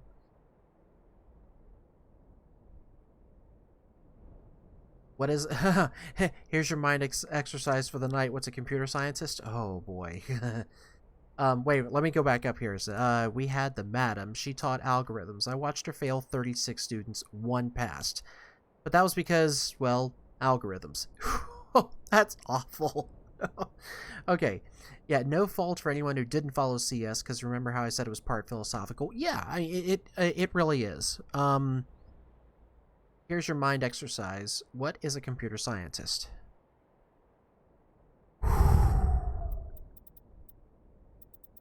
That.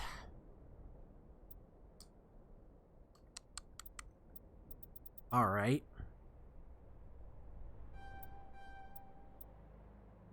I'm gonna need a minute on this one.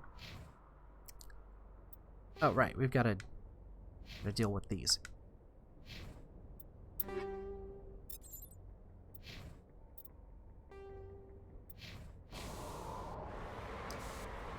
Yeah, everyone does. And I feel like I need to state that there is a difference between a computer scientist and a computational scientist. I had considered that at one point. It was mainly because, oh god, I'm showing my age. I spent the better part of 3 years trying to get a good answer. You know, that's why you go to school for these things.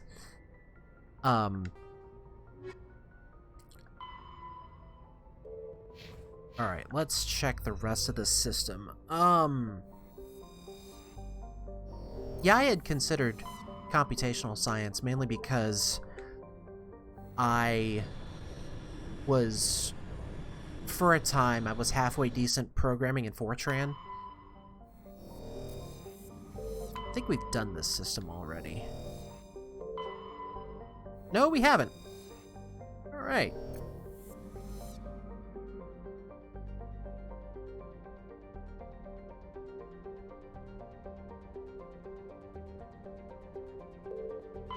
Nothing there in the asteroid belt. We missed a planet, but there it is. Okay.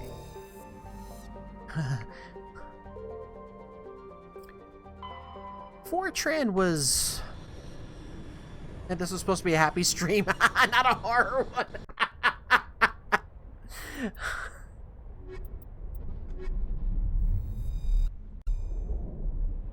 Well...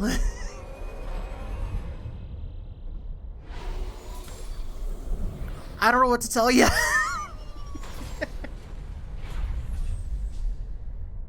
I mean, at least it wasn't assembly, right?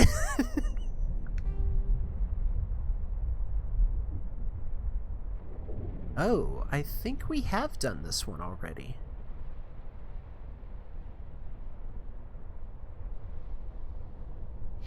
Alright, let's go this way.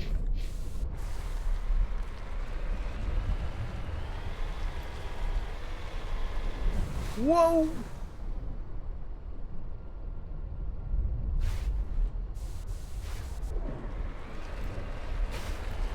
Yeah, I think we've done this one. Let me double check. This poor guy who survived the madam in her assembly class that taught assembly in 64 bits. You take your smugness and shove it for as hell. Okay, we have done this one. No, we haven't. No, we have not. Yes, we have. We have done that. That is map indicator saying that we've already been here. That's fine.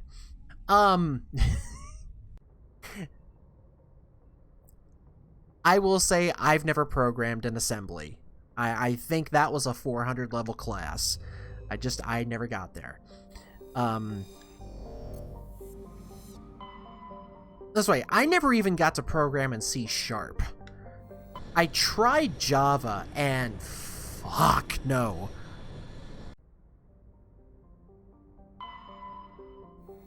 And I might have been one of the few people out there who was happy when Java reached end of life.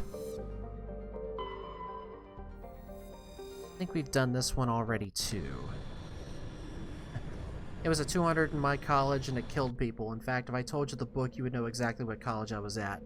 Well, for the sake of protecting yourself,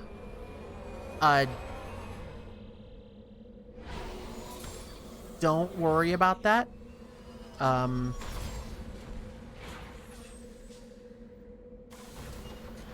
think we've been here already too. Yep, we've been here.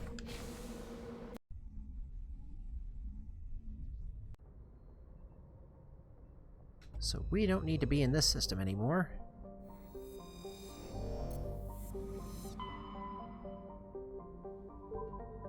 And I think we've been here too.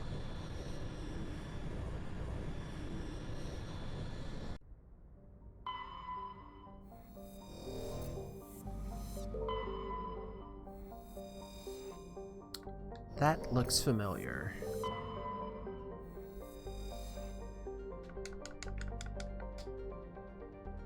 Noticed you're avoiding what is a computer scientist and what do they do? Okay, yeah, I'm stalling.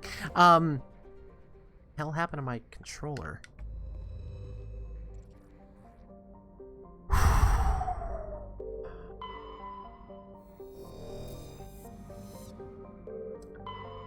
A computer scientist.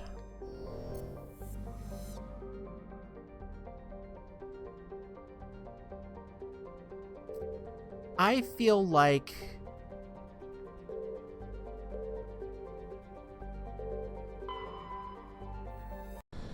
even if we just go by the etymology of the words themselves,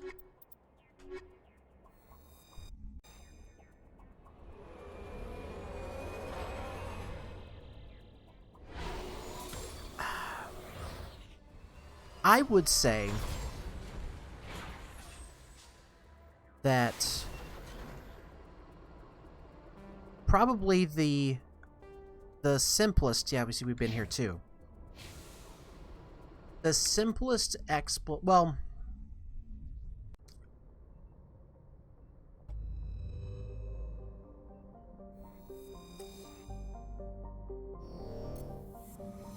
all right, let's see if I can put this into the proper words. A computer scientist is one who understands The theory. Yeah, we've been here too. Otherwise, we wouldn't have had that. Who understands the fundamental aspects of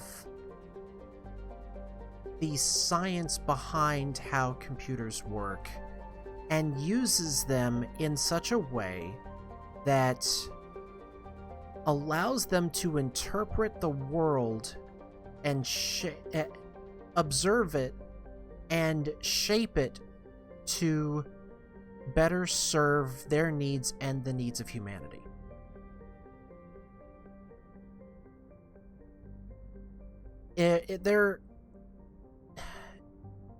Programming is just a way of conducting a scientific experiment.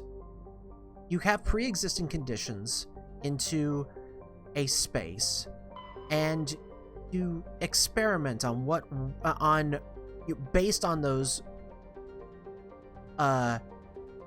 initial conditions. You experiment to see what works in this particular in the particular space that you're working in.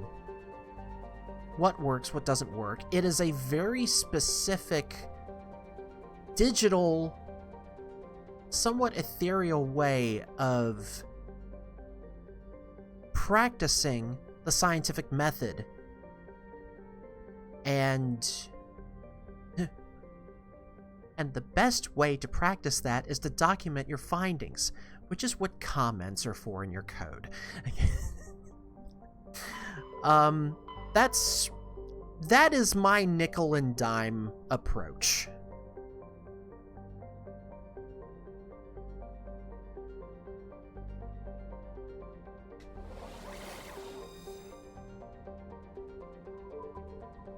That's the other system that we need to go to. So let's check out this one. So what do you think? Did I get anywhere close to the mark?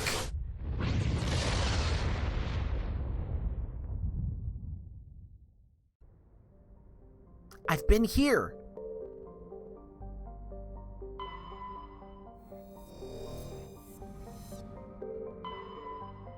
No, I haven't been here. Because if I was here, I would have already gotten that. I would have already surveyed that planet. I've actually stopped reading these.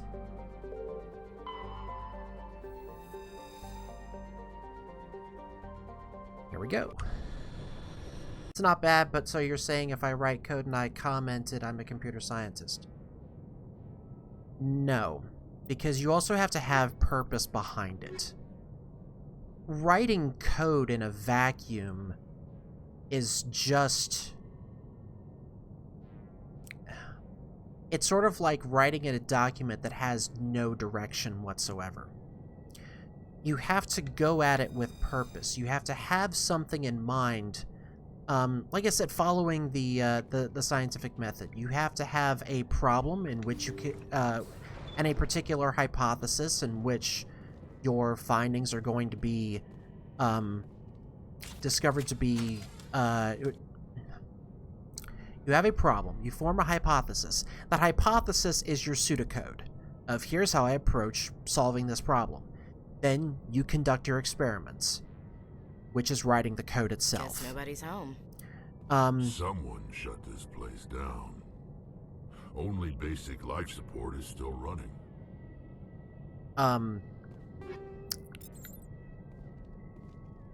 So yeah, conducting experiments is the act of writing the code. Analyzing your data is compiling it and running it and observing what the bugs are. And reporting your findings are the comments and how you go about solving those bugs. And it's a continuous process. So to me, that's where the scientist portion of it comes in. You say that understanding computers, so I need to know how to make the silicon work better on the physical level. No. it's more of an abstract idea. Like,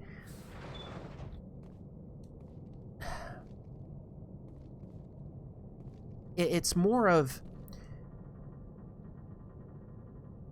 say, I'm being very oversimplistic here, but you know, a chemist has to understand a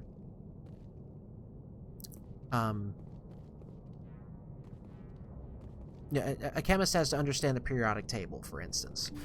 A computer scientist has to understand the basis of the programming language in which they're working in. They have to understand the theory. They have to understand the initial conditions of the space. Hear that? We're not alone.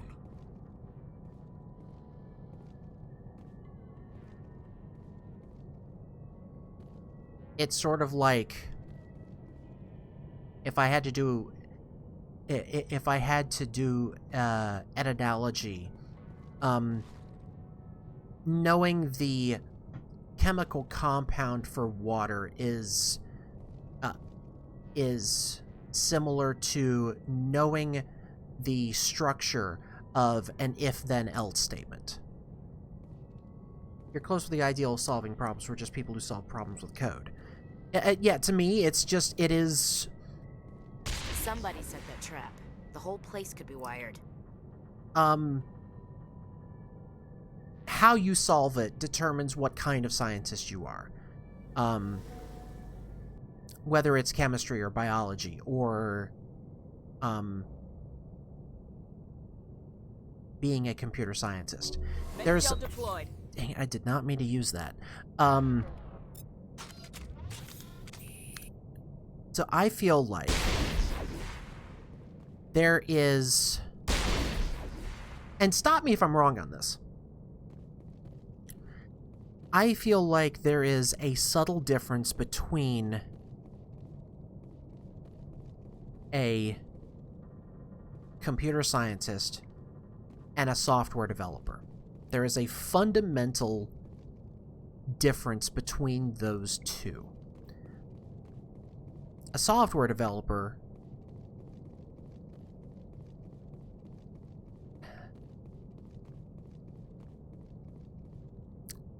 I don't want to say simply, because there is nothing simple about writing code. Everyone starts with hello world and then goes from there. And everyone has to start somewhere. But to me, a software developer has...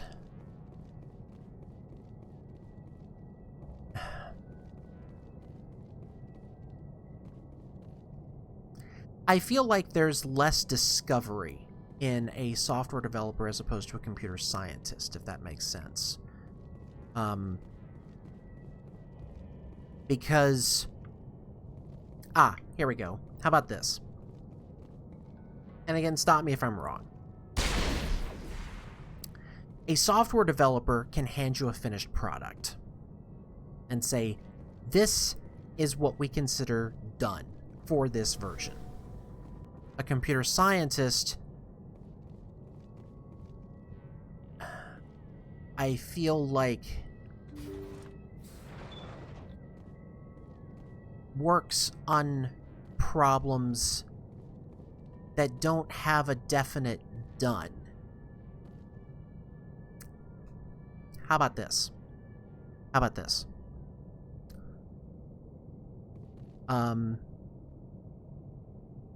Software developer cannot tell you how the Tower of Hanoi is solved. No. Well, a software developer can write a program that will solve the Tower of Hanoi.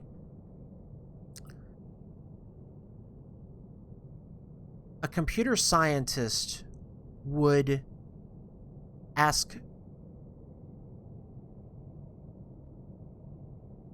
Let me see if I... Okay, alright. Let me I'm not trying to dismiss one or the other here. I would say yes, but they cannot explain it with pseudocode. Could not develop a language all their own to solve it. Yeah. I think that's where they couldn't develop a language all of their own to solve it. I'm also thinking... Now I'm going to have to look this up. Just because I want to make sure I get this right.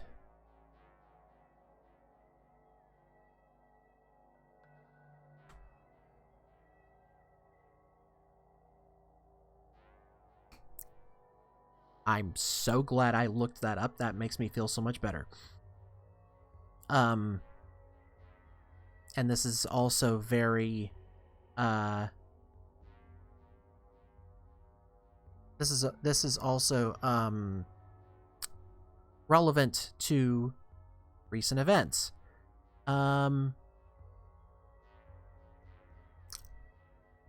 She was, I was thinking of, and I'm glad that I looked it up, I was thinking specifically of Dr. Katie Bowman.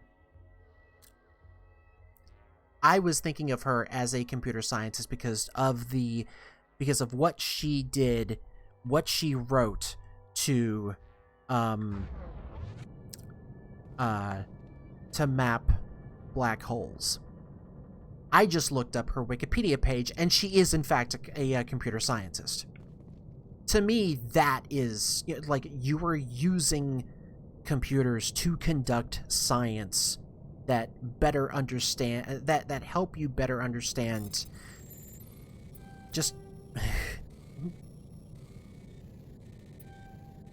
a little more abstract than the very real application that she uses in, but just the universe in itself, in and of itself. His brain was deprived of oxygen for too long. There's nothing any of us can do for him now except let him die with dignity. It's what he would want. I'm more worried about Julia now. She's showing signs of severe depression. I gave her some meds that should help, but I better warn the captain.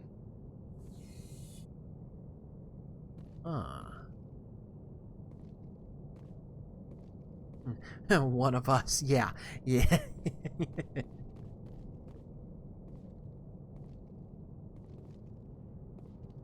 That must be Jacob that he was talking about.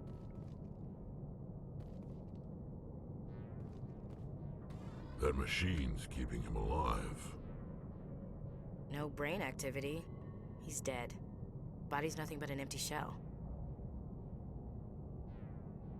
Maybe we should shut the machine down. It's the merciful thing to do. Your call, Commander. But maybe we should wait until we know more about what's going on before we do anything. Fair. Let's take a look and see what else we've got.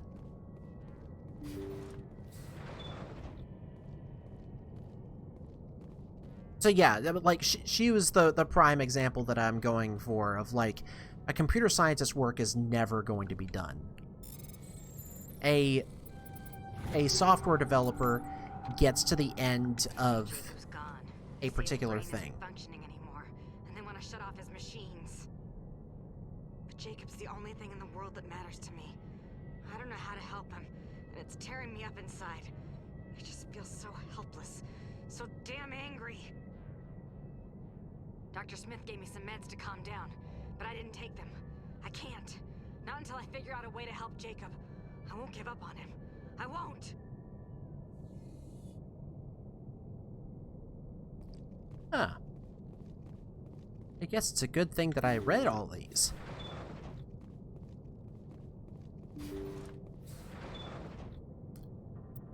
Let's save while we're here. Jacob is showing no signs of brain activity. There's nothing more we can do for him. He wouldn't want to be kept alive by machines, so we're going to disconnect the life support. Dr. Smith is worried about Julia's reaction, though. She can't seem to let Jacob go. The stress is making her implants flare up, causing intense migraines. It'll probably be easier for everyone if we don't tell her until after we shut the life support down. Give her a chance to... Julia, what are you doing here? Why are you... Oh, good.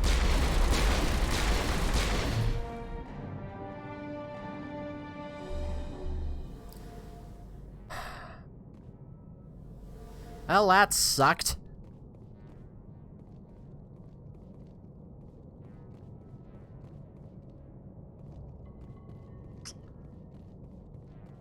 Well, guess it's time. You did the right thing, Commander.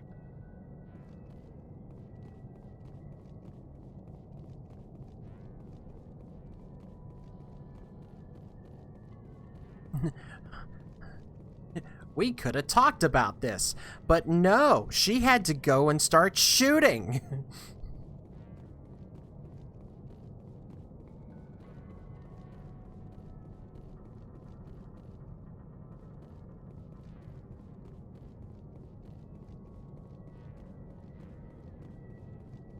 So anyway, she started blasting.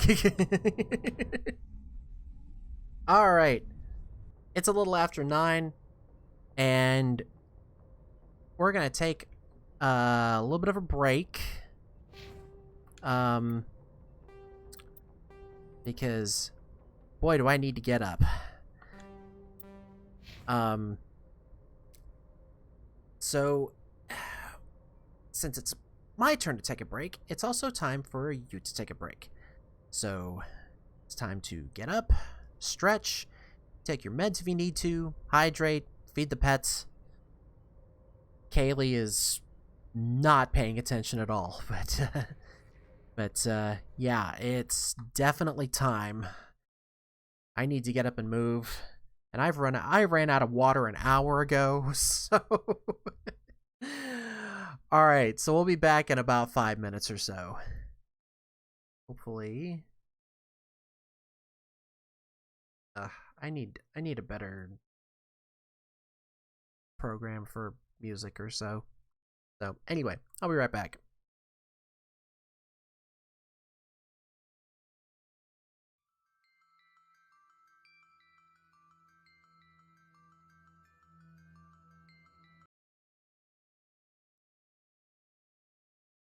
And we're back. Wasn't quite 5 minutes, but I didn't want to risk going overtime.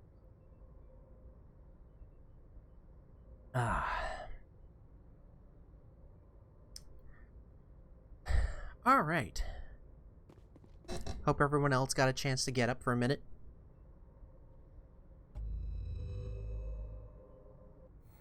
Oh, you know what we did? You know what we forgot to do? We forgot to put the music back on. There we go.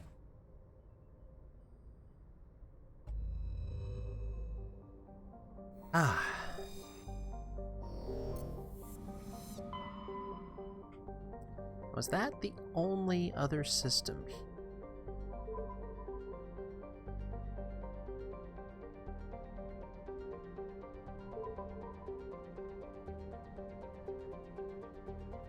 No, we've got to go here now.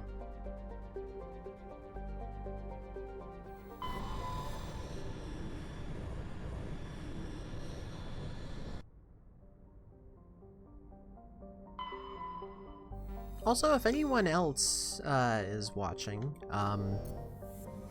please feel free to join in the conversation.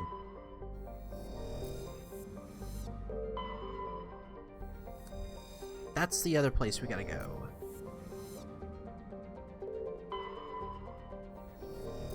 I know I've had a couple of people watch, oh shoot, did not mean to do that.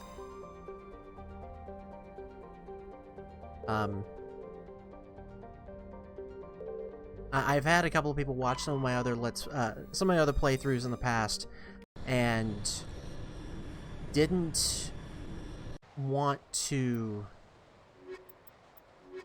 ask any questions out of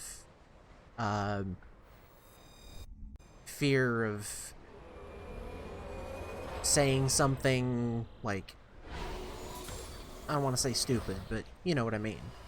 And I would never want to do that to anyone. So, let's see. We've got debris over here, and then we've got a hideout here. So we're gonna aim for this first, but we're gonna go here. We're gonna go up to here and do a clockwise thing.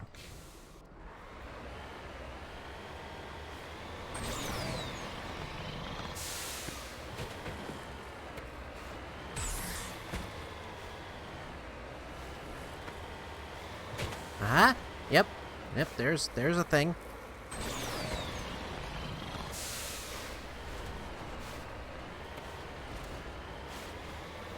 Oh.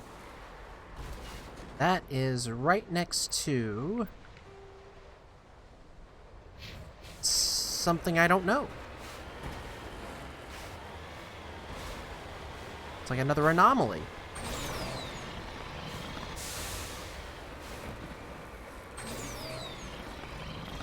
Eek. Get on up there. Ooh. Got a hankering for some big yellow. Ready.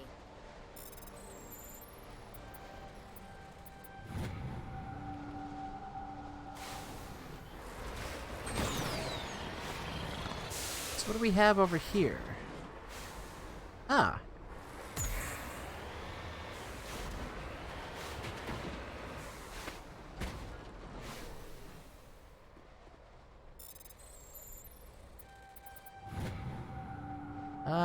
Another League of One. All right.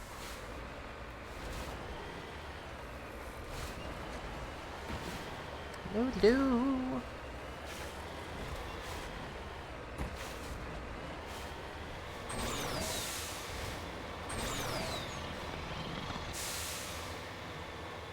But yeah, that picture of Dr. Bowman after her code took pictures of the black hole is about one of the purest things I think I've seen in a while.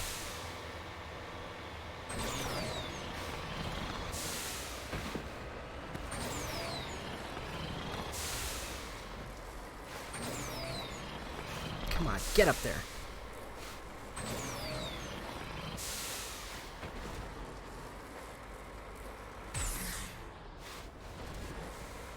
I mean, to be able to do something like that, that is going to help shape our fundamental understanding of the universe is just, it's truly amazing. And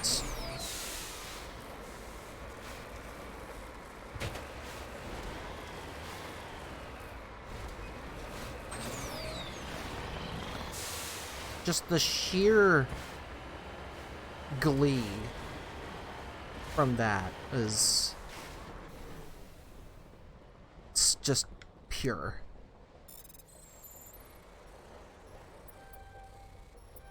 Ah, damn. There we go. I did not expect Cobalt to look like that.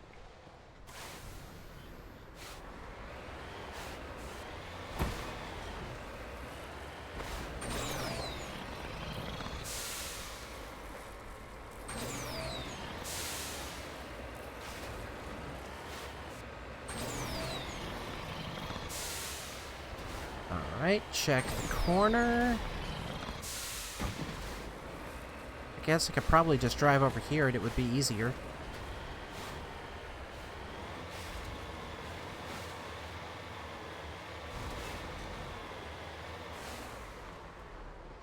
That to me is a very off-putting sight. You need need to turn back, Commander. You're going beyond the range of the operational area. Yeah. Thanks, Joker. I just looked into the abyss, that's all.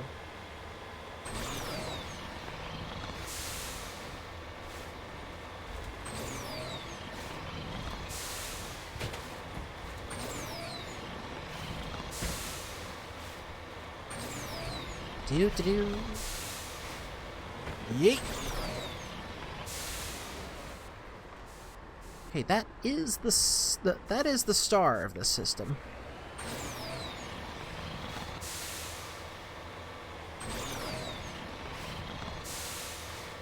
Does it look over here? Yeah, let's go this way.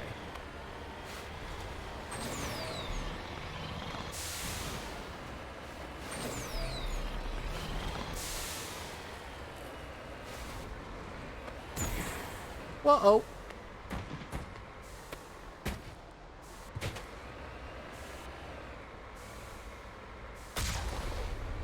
Oh no. Uh-oh. Oh! Hang on. I think yes! I saved it! Haha!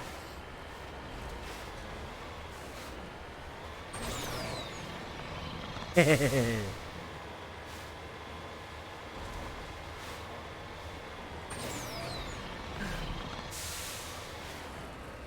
Really does feel like a turtle sometimes, doesn't it?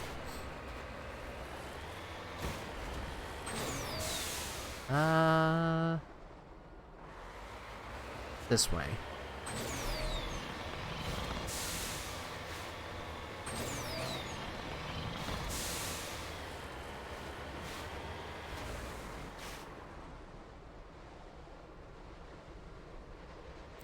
Thresher moths can live in... Excuse me. Don't sleep on soft shell turtles. Those guys will run you down.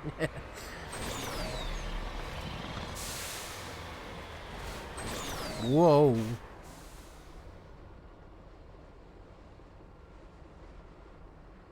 One of these could hold a thresher maw. I just need to get up here enough to take a look at that corner. Okay, we're good.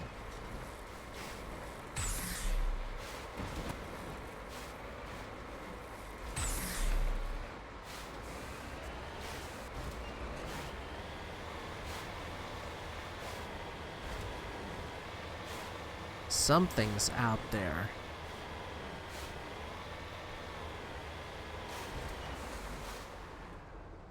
Though,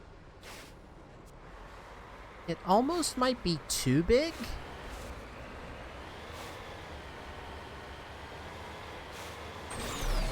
Just stay alert. We got this. Okay.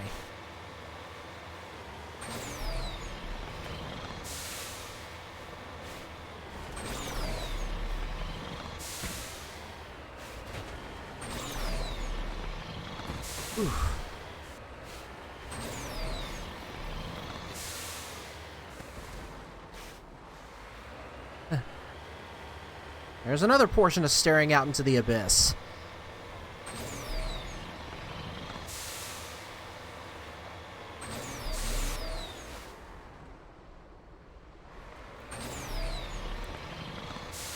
This might not be the right way to go, but...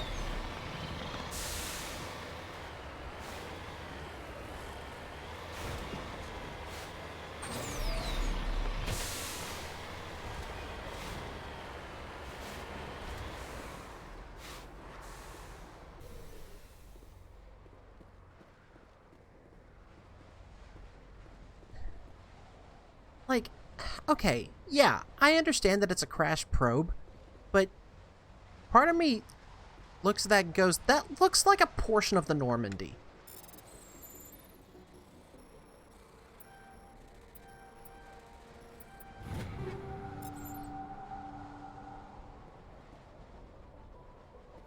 Oh, right, we're in a level 2 hazard. We can't be outside very long.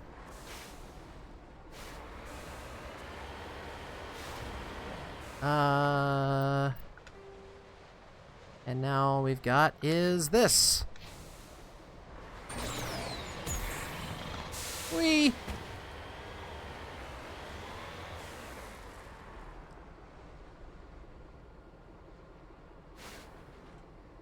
I'm now suspicious of every flat piece we come across.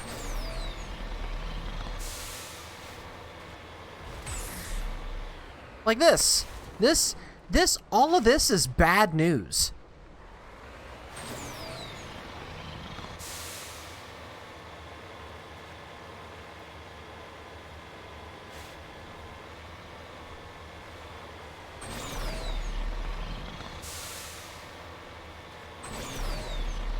Okay.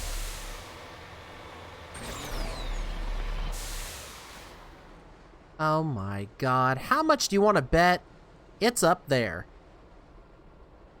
I mean, that's what I would do. If I was going to build a place like that, I'd put it up there. Especially on a planet like this.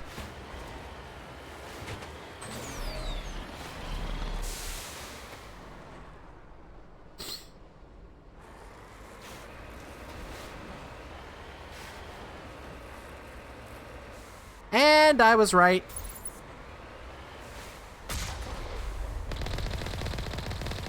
Wait, Alliance heavy turrets?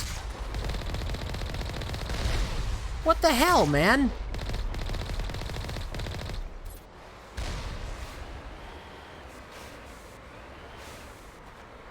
Oh, right. Syndicate. They probably commandeered this. No, don't. I don't want it to return to the Normandy. Do want to save.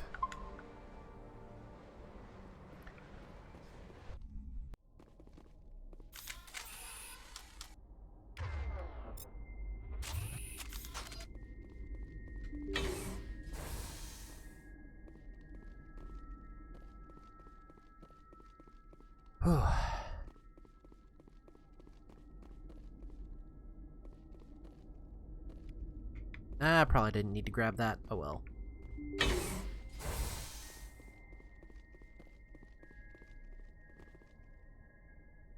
Alright, let's light them up.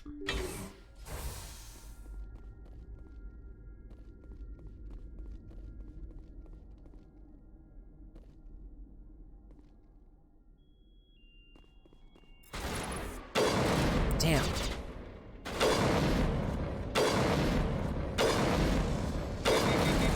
Ah, hell.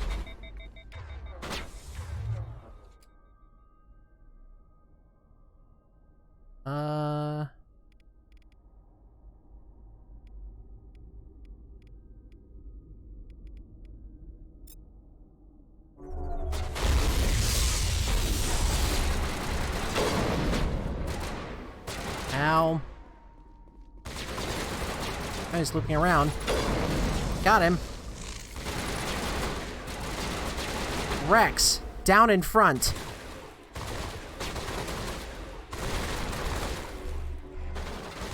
Alright, you know what? Someone go over there. There you go, Ashley. Go get yourself killed.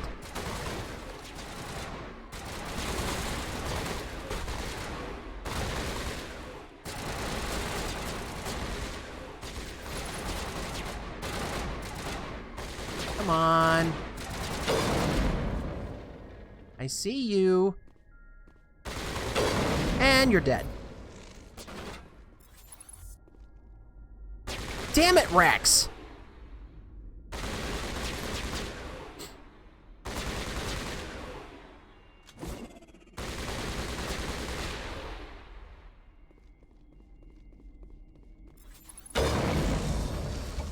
There's both of them, no doubt. Helena Blake will be overjoyed to learn that these two scum are no longer a problem.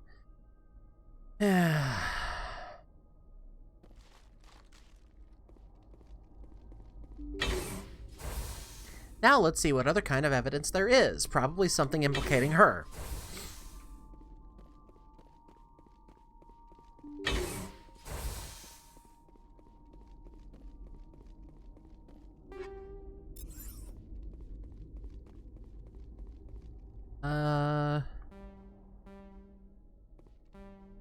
Wow, okay.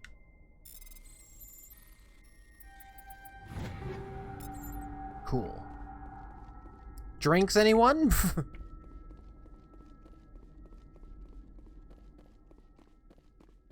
Ah.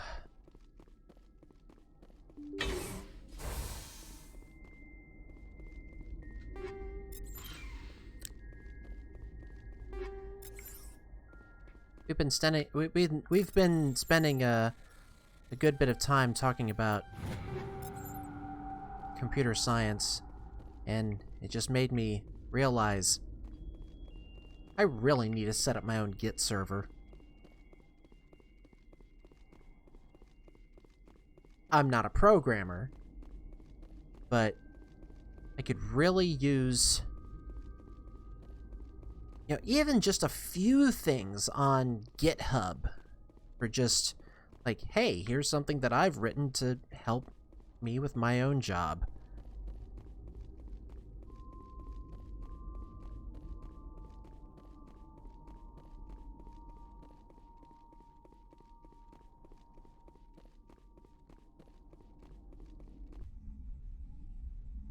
I mean, some things are simple, and some things are very much not. GitHub also makes a great website. Yeah, let's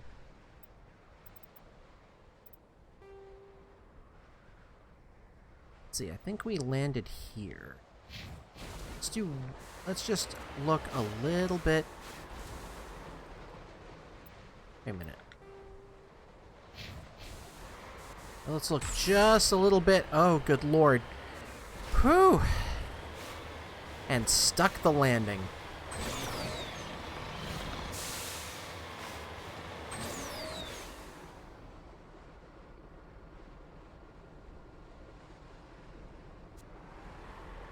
This is where I'd put a thresher maw.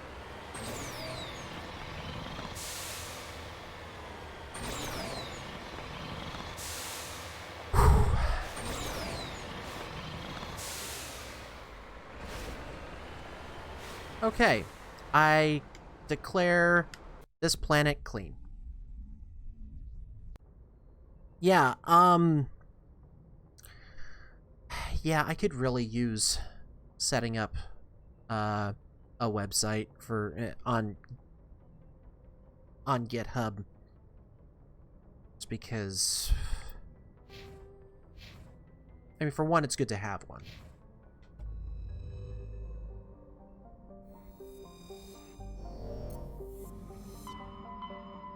I mean, even if you don't do anything with it, you're just the process of going through it, going through and, you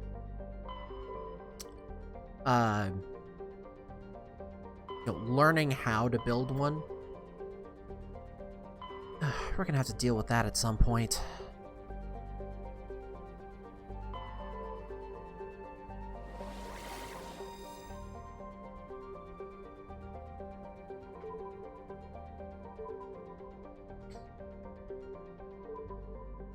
I think we needed to go to the Hydra system.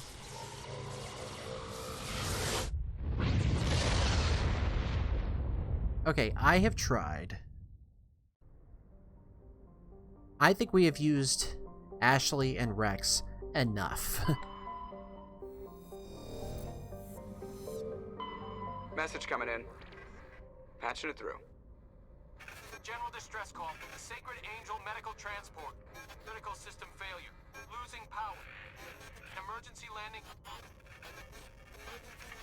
Argos. Communications failing. Life support and emergency transponder. Won't last. Please hurry. All right.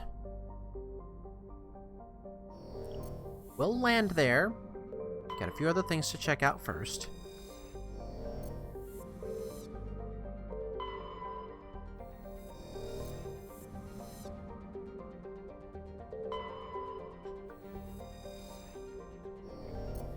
Okay.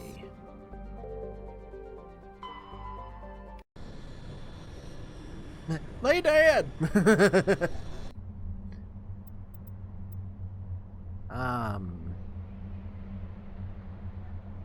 wow.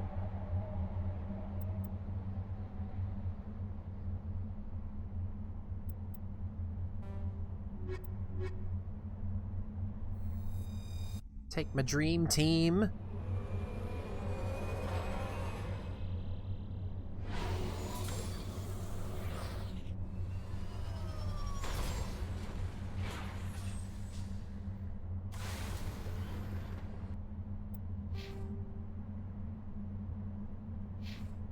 Make sure they're all leveled up.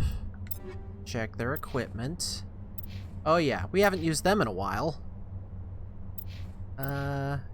Yeah.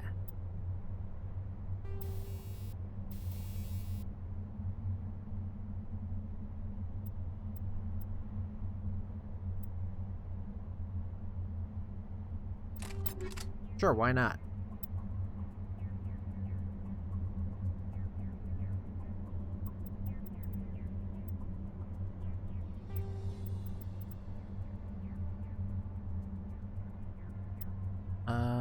Jesus. Ooh, we got more brawlers. All right.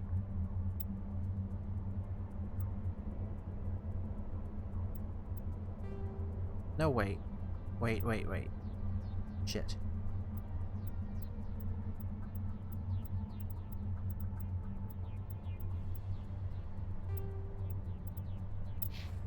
I had to check her gear, just to be on the safe side.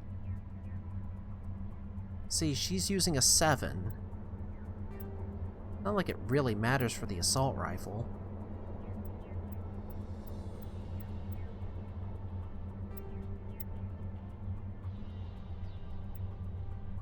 There we go. Sludge. Okay, polonium 5.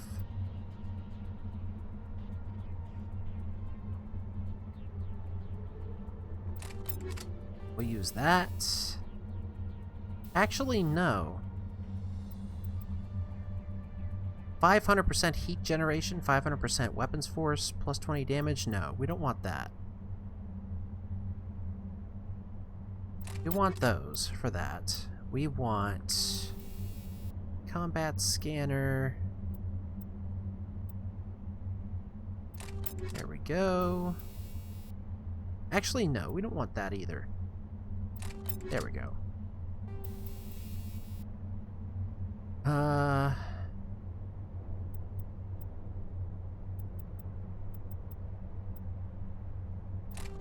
There. That'll work. And now for this, which I don't think we've got anything that can compare. But we've got to fix these. It's polonium round 7. Kinetic stabilizer 6. We could do much better than that, can't we? Let's go. Yeah, let's go with those.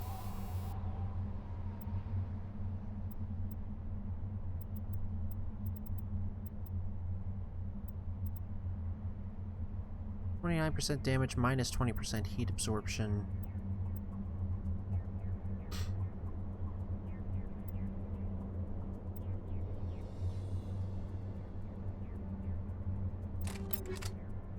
And then now. Yes, we want those kinds of explosions.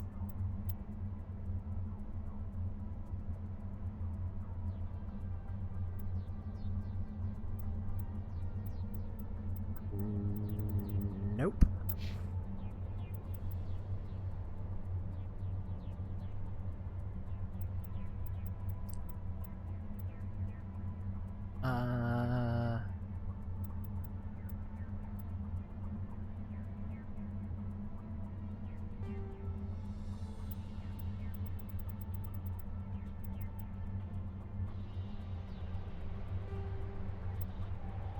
Oh yeah. Oh yeah, we want that one.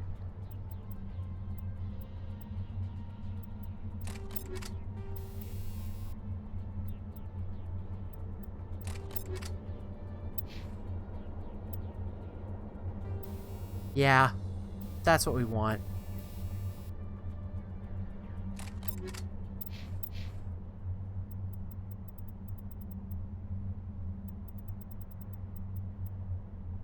Man.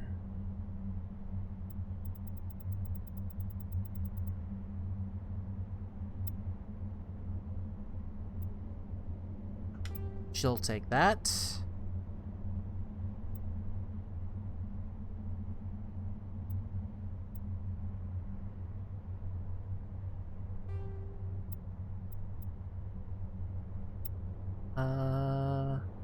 Yep. Yep.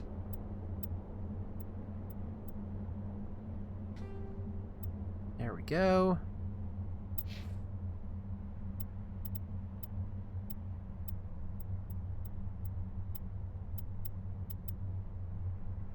Why does he only... Oh, we gotta fix that.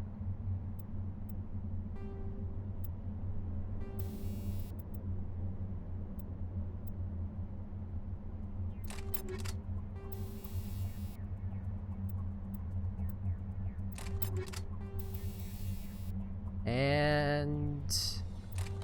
There we go.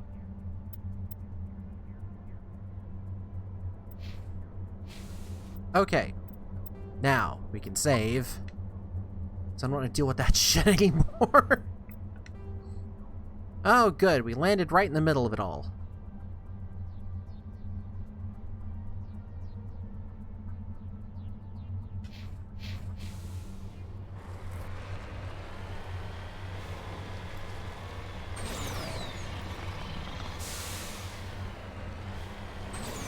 Whee! Damn it. Ah.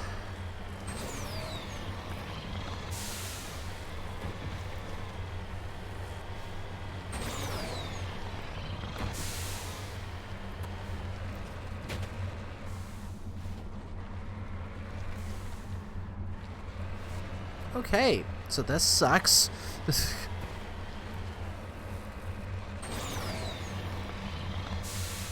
Alright, Tainted Echo, I've got a question for you. This is probably a little simplistic, but I'm always interested in hearing other people's answers. Your favorite text editor for, you know, whether it's for programming or documentation or, you know, pick your flavor.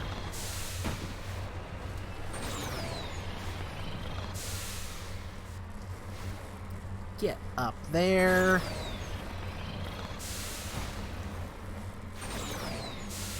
That's too high for you, isn't it? Yep.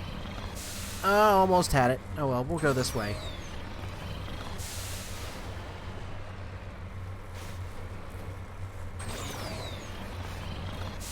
There we go. We'll make that turn.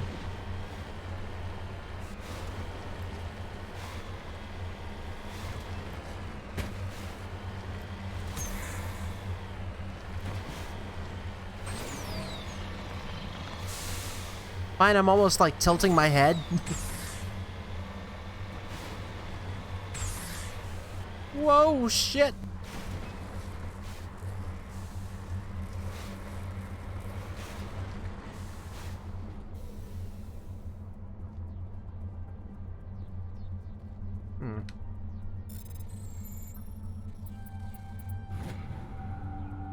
Very old letter stamped with the Gothis colony insignia. Aw. Probably hasn't been around. Wow, that was a lot. Okay, check out our level 2 hazard thing down there. Wow, okay. Alright, so it builds up. Alright. I thought it was like going down and... Oh, good lord, what the hell did I just do?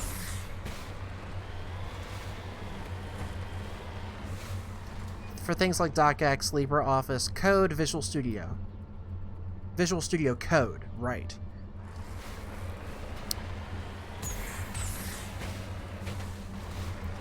I need to play with Visual Studio Code. I've been... like... I mean, I love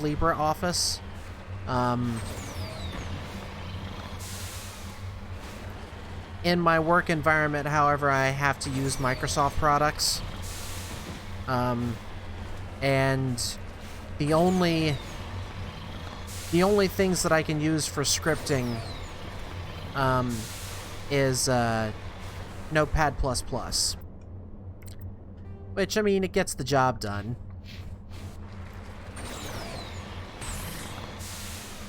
Whee!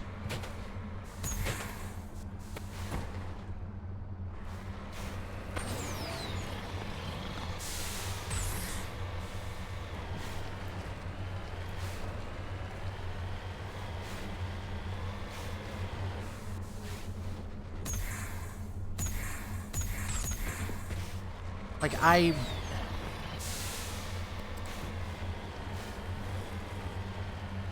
appreciate what Notepad++ can do for me. It's just that I do wish there were... Like, I find that sometimes I feel a little bit hamstringed, if that makes any sense. It ain't terrible, but I have code ADD, so I need something that helps everything, and I can load basically everything. Yeah, it's fair.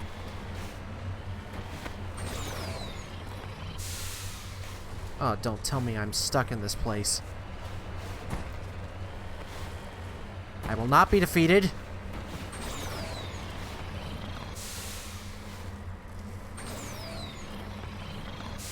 I will not be defeated. Haha! Yeah, gotta check out that corner.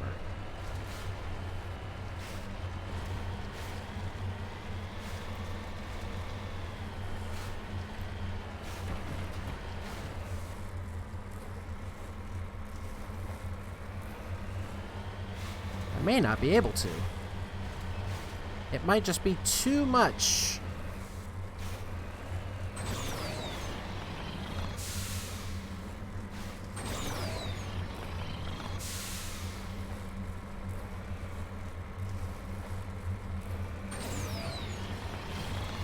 So here's a question, opinion on Windows 11.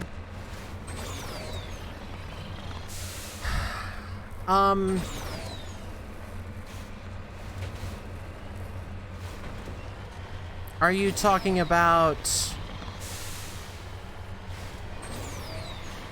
the fact that it was leaked and it wasn't supposed to, and it was bricking everyone who was trying to install it? Or the fact that Microsoft definitively promised multiple times that Windows 10 was supposed to be the last one, and they lied. Because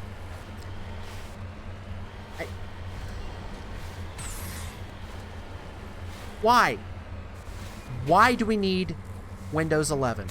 What the hell are they going to do that's going to screw things up for everyone and make everyone wait until Windows 12 comes out? Because there's going to be another one.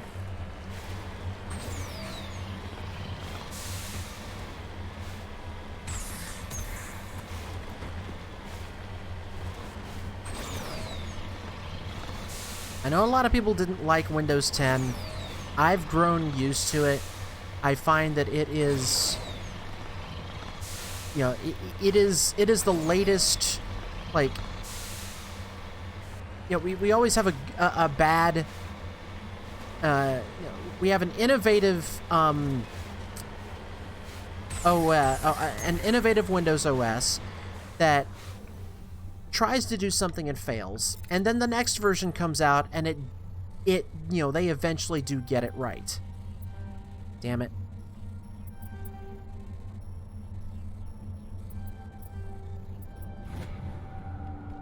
So we've had Windows 10 for a while. It's been okay.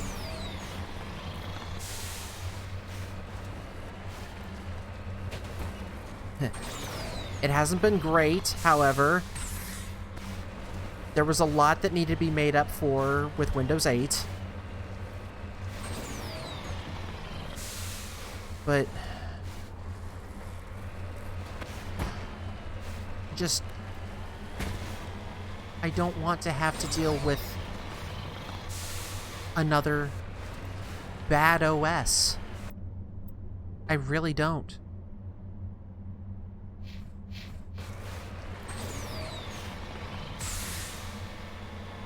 Oh god. Oh, that wasn't as bad.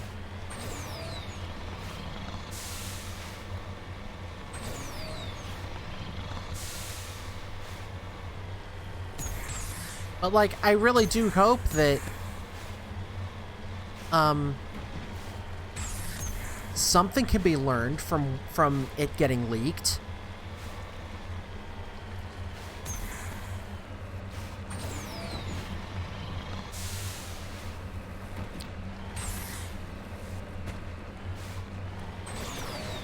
And I hope that one of the lessons learned is we shouldn't release this version. We should keep working on it and just go straight to 12.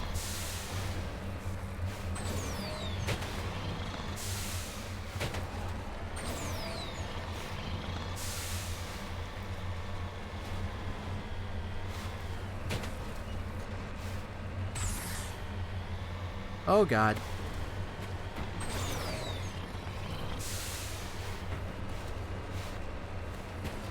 Like, I remember going to,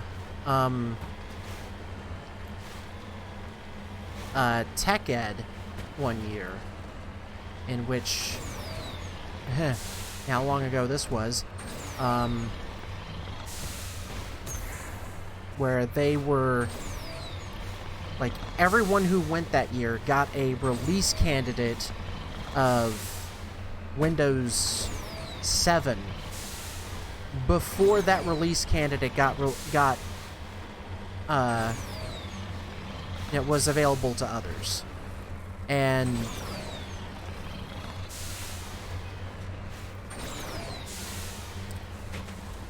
wow. Alright, just gonna take a second to admire this because all that is past the boundary.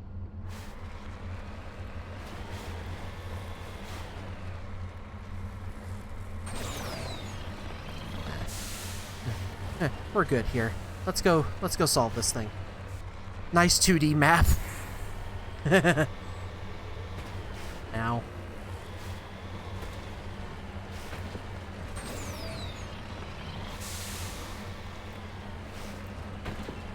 But like,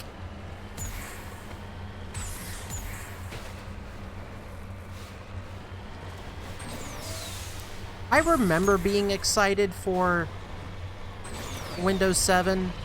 I remember how much I hated Windows 8.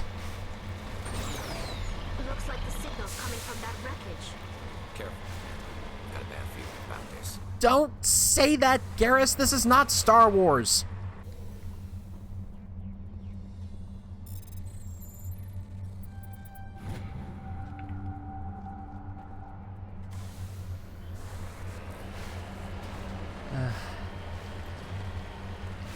Is this what I think it is? Oh yeah. This is an ambush. It's a trap. Yep. Of course it's a trap. Why wouldn't it be a trap? Because you had to say something, Garrus.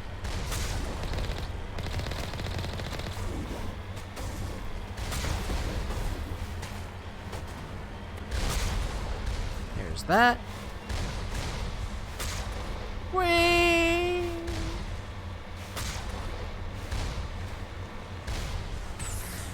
Oh shit, that was the wrong thing to do.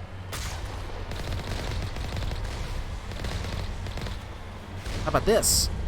Boink!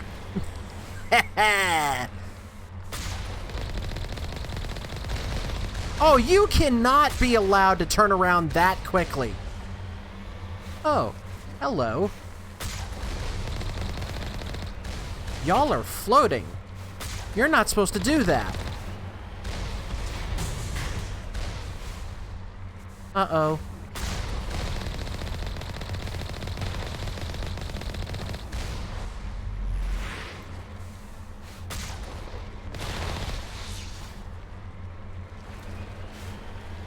I think I did a bad.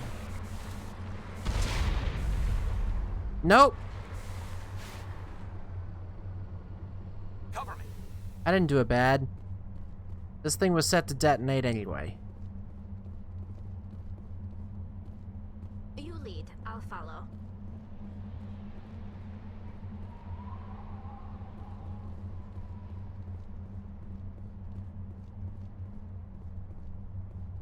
Yep. Ah.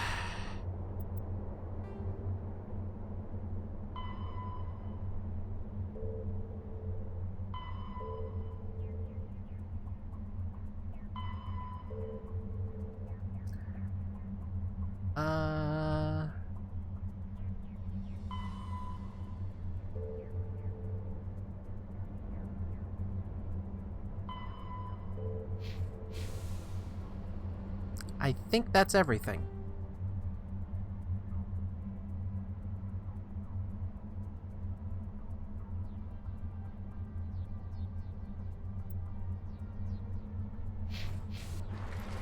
Let's check over here real quick.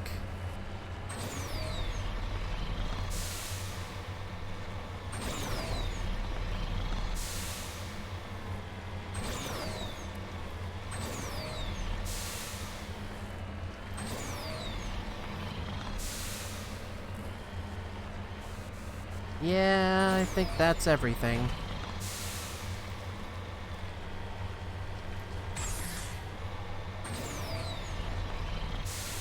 Alright. Let's see, that should be it for this, cluster, too. Nope. Still have Phoenix. That's it. Alright, let's check out Phoenix, and then let's go to the Citadel and turn some stuff in.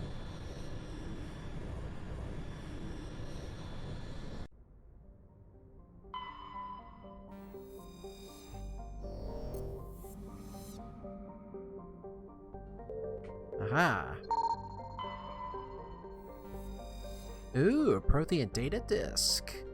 During a scan of the Phoenix System asteroid field, you detected a non-energy reading the tally determined was Quarian in nature. She led a recon team into the asteroid field where she discovered an abandoned freighter. The team could not determine why the ship was there, but they did find a Prothean data disk on board. Okay. Nothing there. Aha. So that's where we've got to land.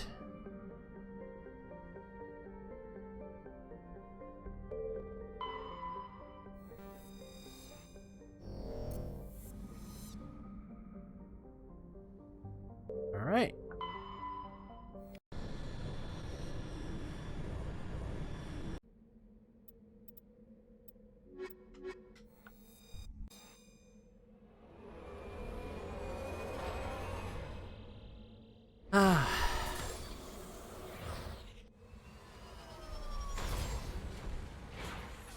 I do miss the story, but if we don't do this, we're gonna lose stuff.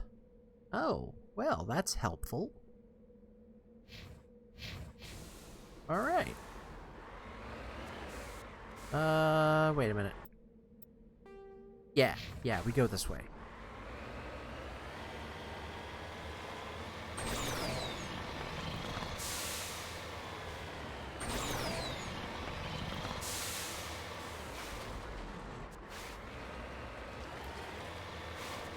Well, okay.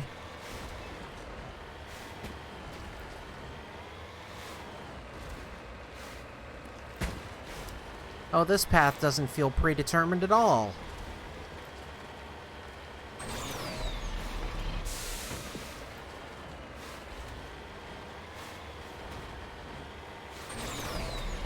Yep.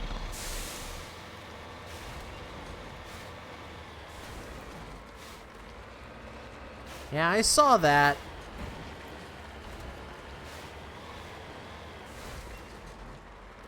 There you are.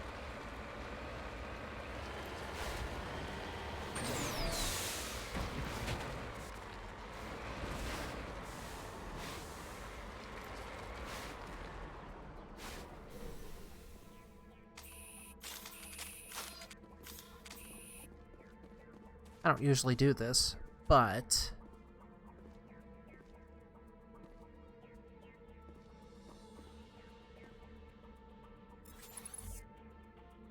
Huh.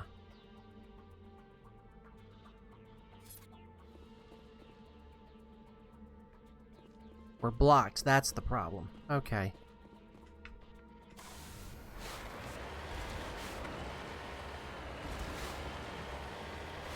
Alright, might as well turn and face.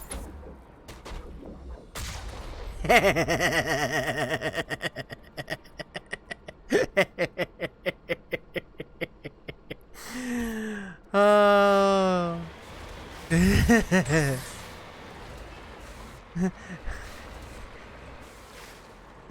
Yeah, it was rude, but effective.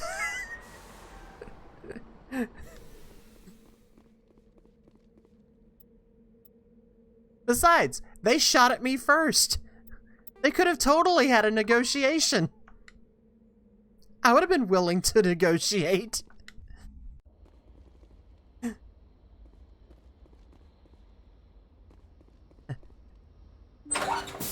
Hi, I'm here to negotiate. Does anyone want to negotiate?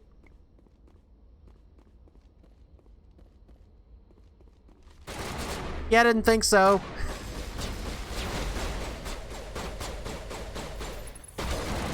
Oh, damn.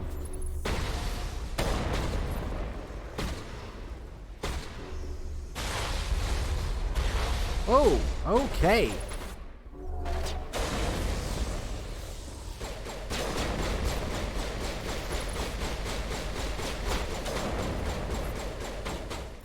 Ah, we have a named character.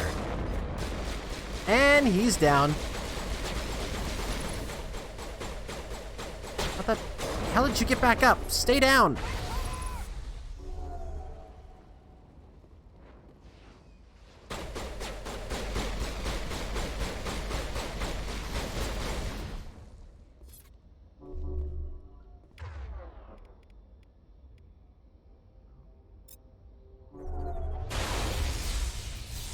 That worked. Come on, come on, come on, walk over here, walk over here. Fine then.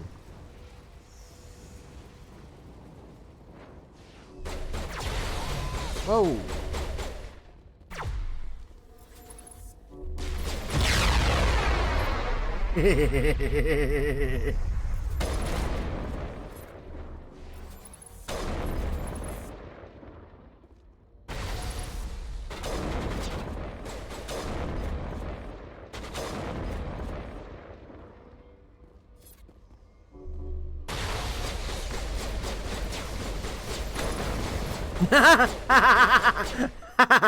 Oh, that was funny.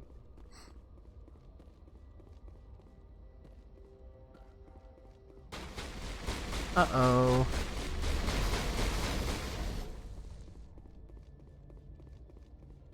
Uh-oh. I think I broke it.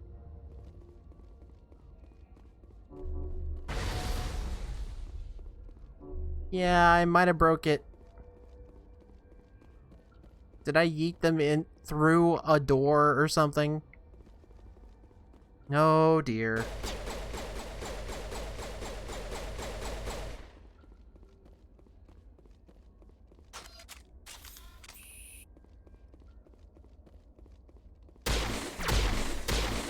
Oh god, that doesn't shoot as fast as it used to.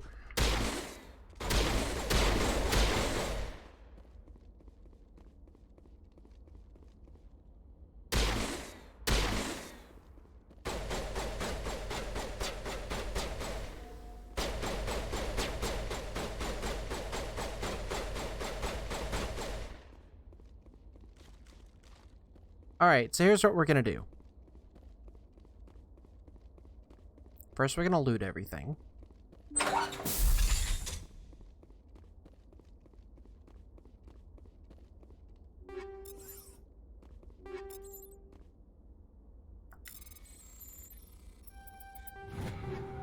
That should not have worked. Hanging in the back of the safe is a suit of armor, obviously made for a Krogan. It seems worthless, rusted and dented from 100 battles. The Turian must have secured it for some reason. There's nothing else of value here. Ha ha! I knew we were gonna find that eventually. We haven't even done that part in the conversations yet. I've just been out living so far.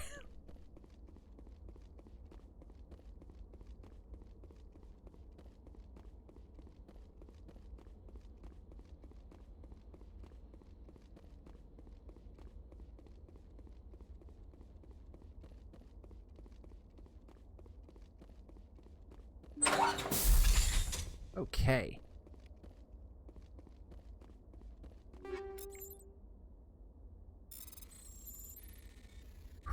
Woof. Ah, hell.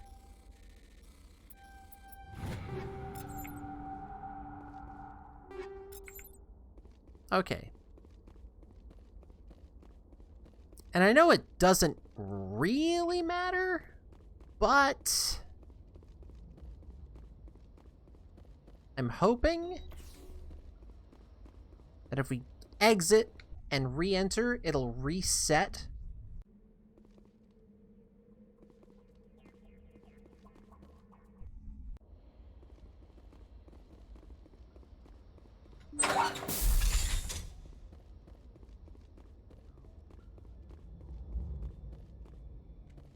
Yep, it did.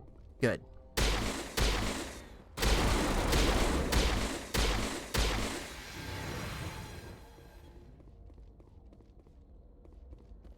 Now we can go.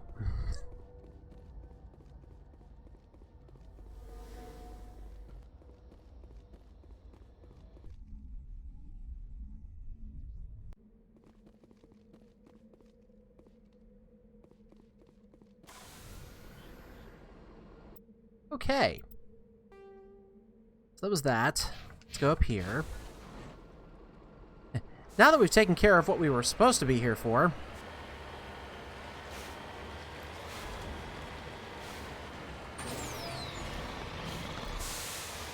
just means we're gonna have to talk to Rex when we get back. Oh dear.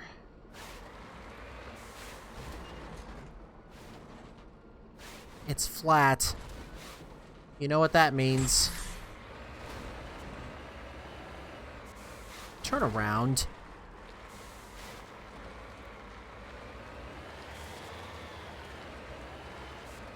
Damn it, Shepard, I know you don't want to have to deal with another Thresher Maw, but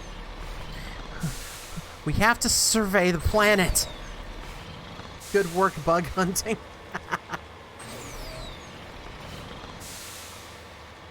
You know, if I wasn't in my particular line of work,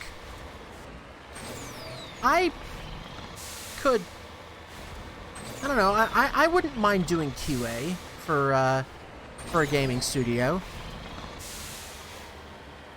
I think, though, that I would eventually lose a love of video games that way. That's definitely an anomaly.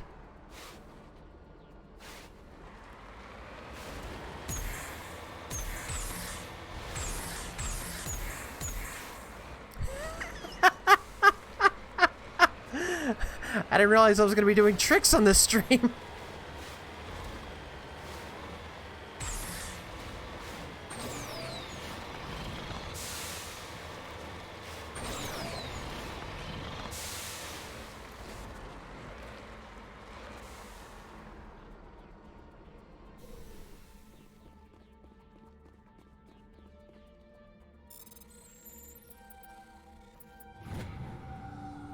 Ah, Matriarch's writings.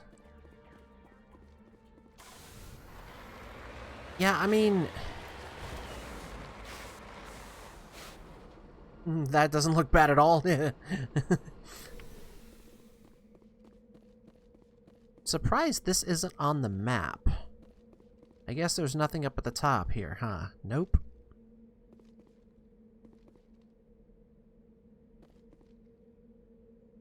Yeah, see, I would put one right there.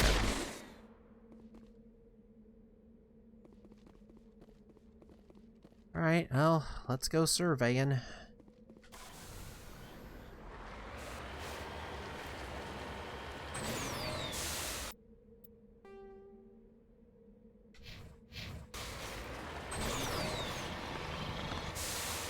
You know, like, I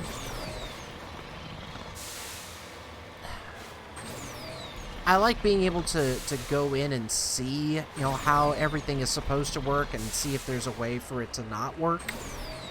But the way that I've understood it, people working for video game studios they have just as much life expectancy as government contractors. Which is to say, not much. And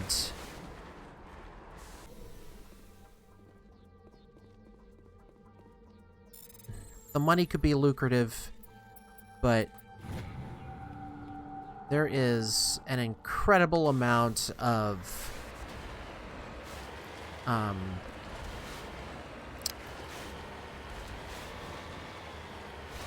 workplace practices that really need to be addressed.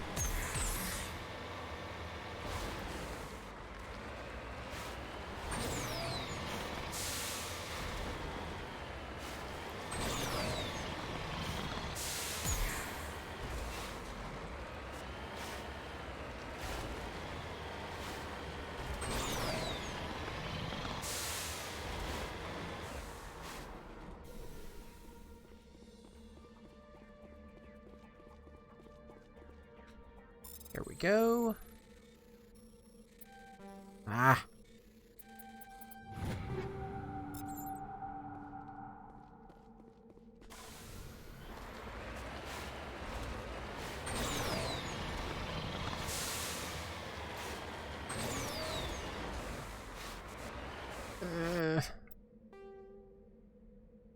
Okay.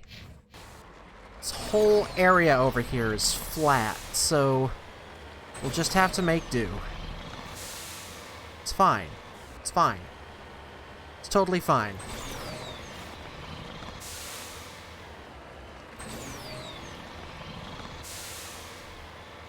Oh, there's one. There's a thing. Whoa, dear. We're way off the map. We need to not be on the map. Or we need to be back on the map. Let's turn the right way. There we go. Don't go past the red line or you'll forget where you are. Totally safe on those planes? Yeah, it's definitely safe. There it is.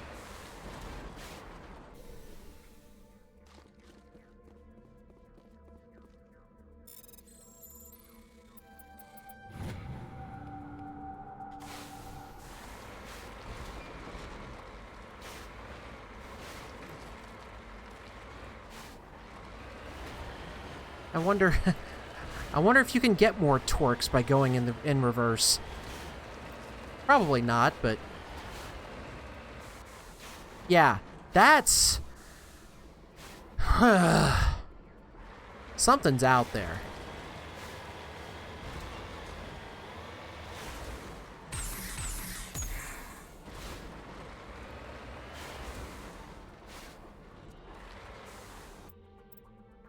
We're gonna save? Thank you. Thank you for the comment there.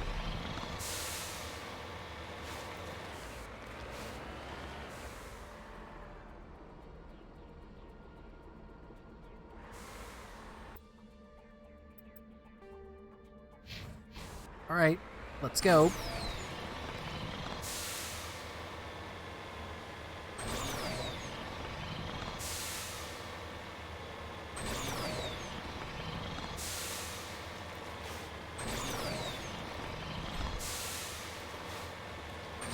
Have I been scared for nothing this whole time?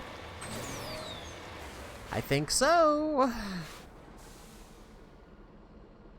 Okay. We're good. We're going back to the Normandy now. Okay. Let's go back to the Citadel.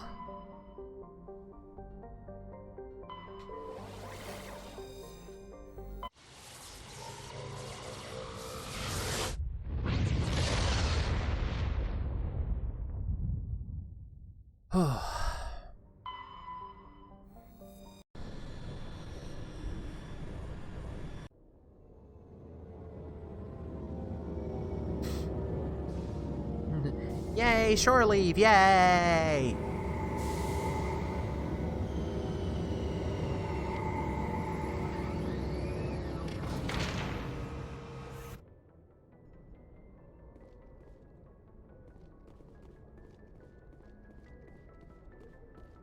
And this is the part where we spend the next 45 minutes talking to people. Joker, you got anything to say? Commander, something you need? Oh. I have to go. All right, see you.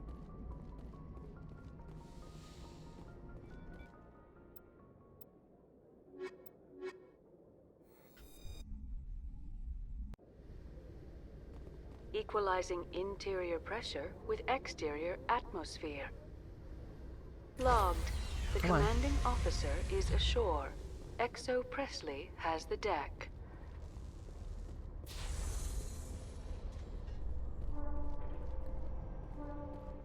That was very slow. Presidium technicians are struggling to understand why a computer system catastrophically overloaded recently. Technicians are reportedly unsure of what caused the malfunction, or even what the system was originally designed to do. CSEC is investigating the possible vandalism or misuse of public property. That was the AI that we dealt with earlier.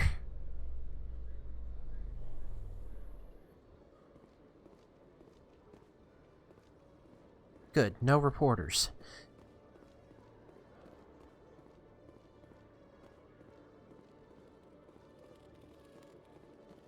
Hello, Commander. Show me what you got. I'll open the rare stocks for you, Commander. Enjoy. All right.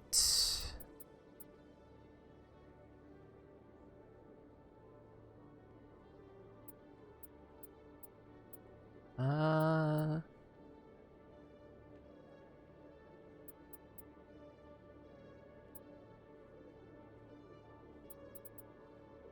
don't really think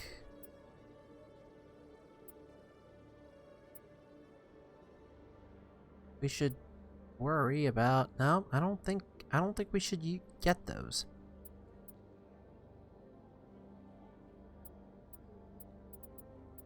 Thought there would be more better upgrades.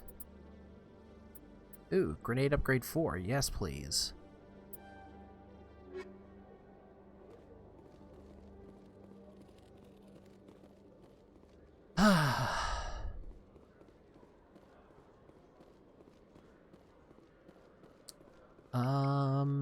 Alright, I know. We need to go to the financial district.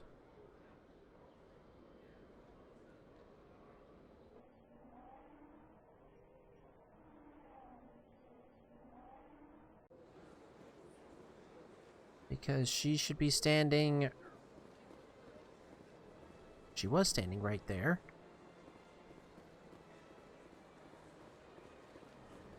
Well, hell. Where do I find her then? Oh. Well, damn. Guess I should read all of the journals. It's fine.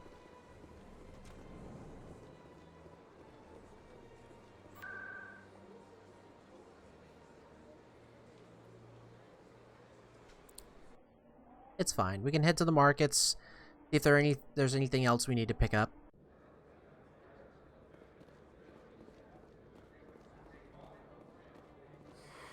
Welcome back, Earth Clan.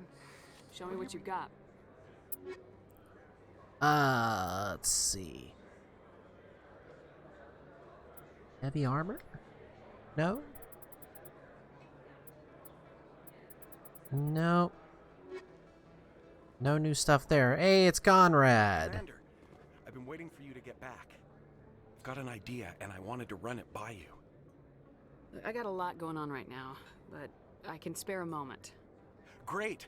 This'll just take a minute. Oh boy. With so many human colonies being attacked, I'm not sure that one Spectre is enough. What if you signed me on as another Spectre?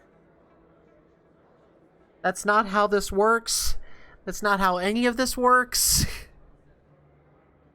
Conrad, I don't think that's a good idea. But I'd make a great Spectre. I'd be right there with you, showing the Council what humanity is capable of. I know you're afraid to trust people after losing your team at Akuz, but I'd never let you down. Oh, good. What's she gonna say? Oh, boy. What about your wife, Conrad? She trusts you too. Aren't you letting her down? What? I don't understand. You know what keeps me going out here? Knowing that people back home are keeping humanity strong. You're right. I just got so caught up in all of it. Oh, I wanted good. to help. I'll go home.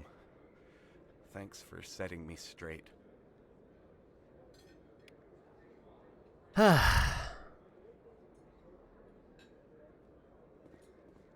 Okay. Is his stuff done? Yep. Okay.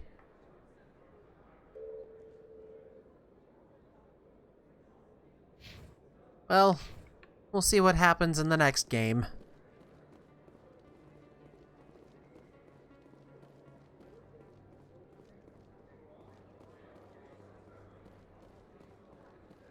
Hello there. Welcome to Moorland's famous shop. You want many?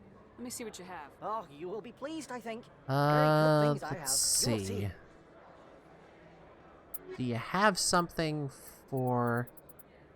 Not a damn thing for Quarians. Really?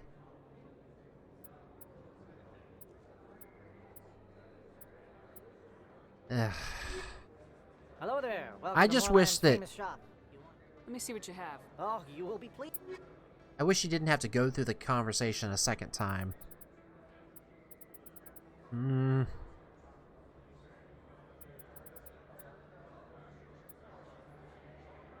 Nope. Alright then. That was actually logical. Yeah.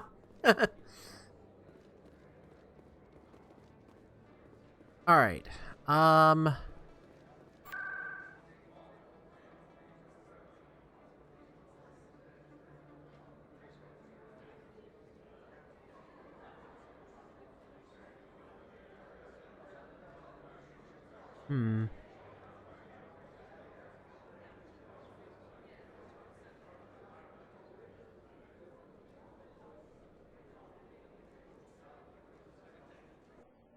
Let's check the Citadel Tower just to see if,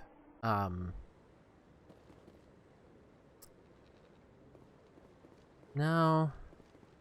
No reporters here either. Alright.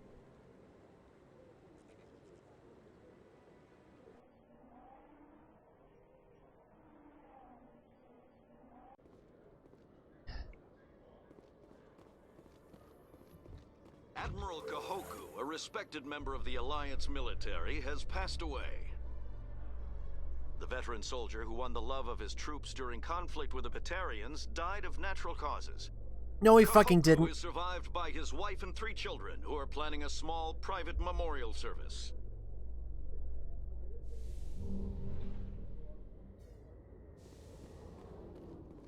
He did not fucking die of natural causes, son of a bitch.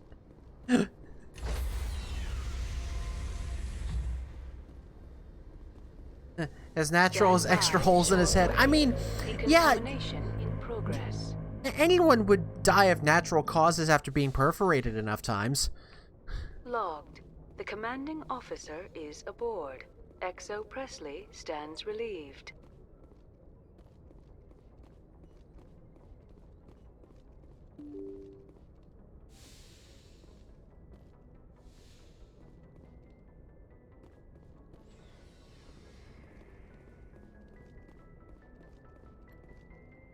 Nope. Not talking to Caden ever again.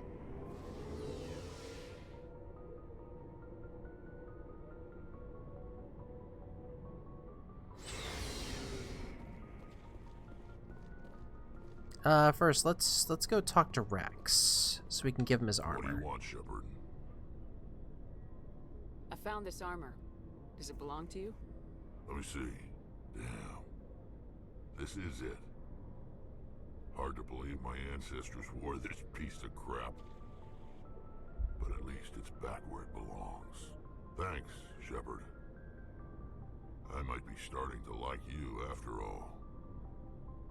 You getting soft on me, Rex? Huh. Just because I like you doesn't mean I wouldn't kill you. Oh boy.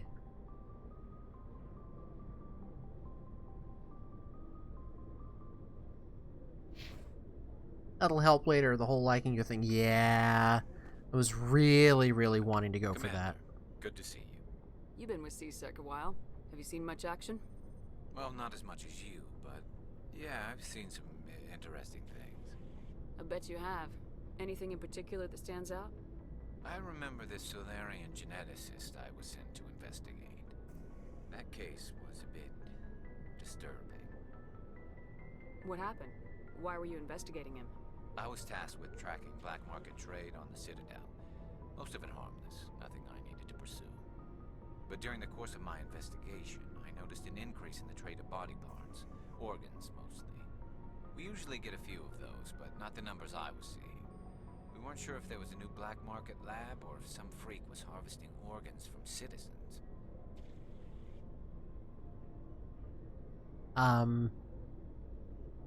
Looks like we found another Chesapeake Ripper?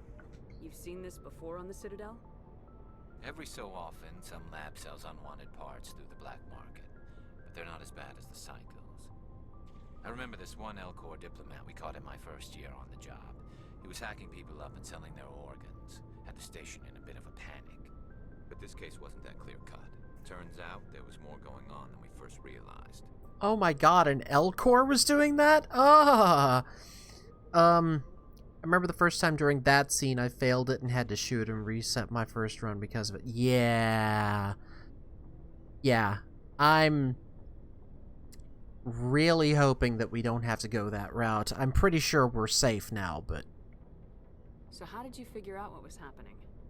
First, we got a hold of a sample and ran DNA tests.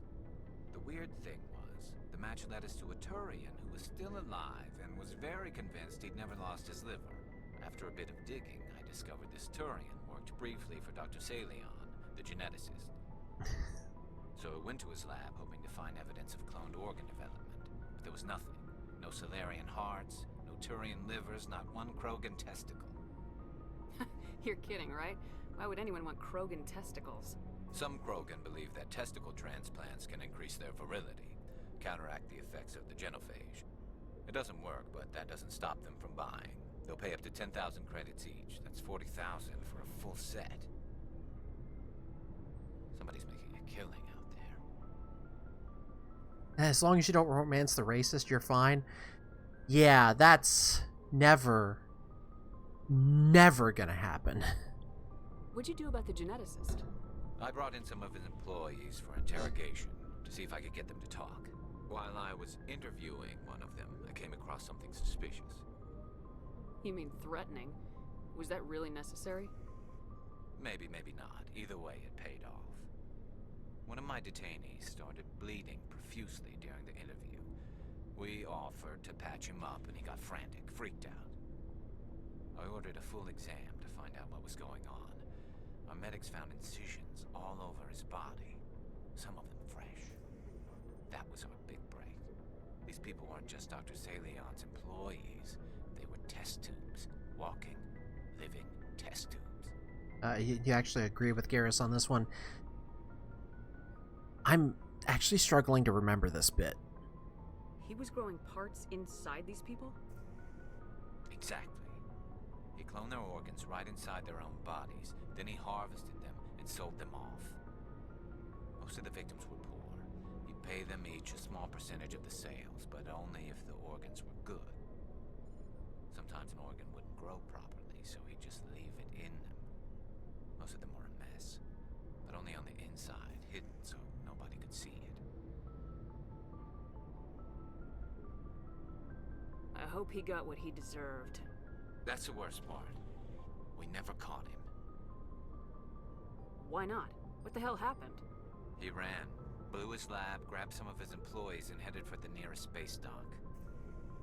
By the time I found out, his ship was already leaving. He threatened to kill his hostages if we tried to stop him. But you went after him anyway, right?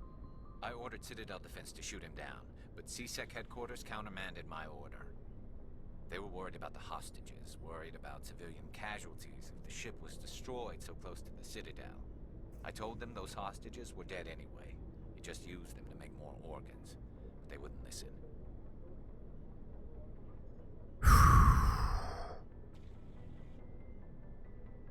Well, you can't get them all. No, but letting him get away like that. All they had to do was disable that ship, stop him from running. Maybe the hostages die, maybe they don't, but at least we stopped the bastard responsible for it all.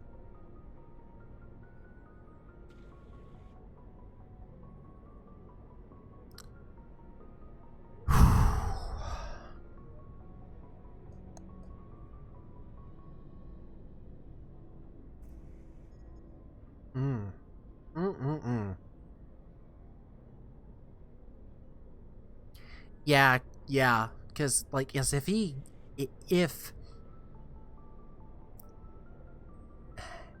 if you don't stop him, he's just gonna keep doing it. A few casualties is a small price to pay to stop someone like that.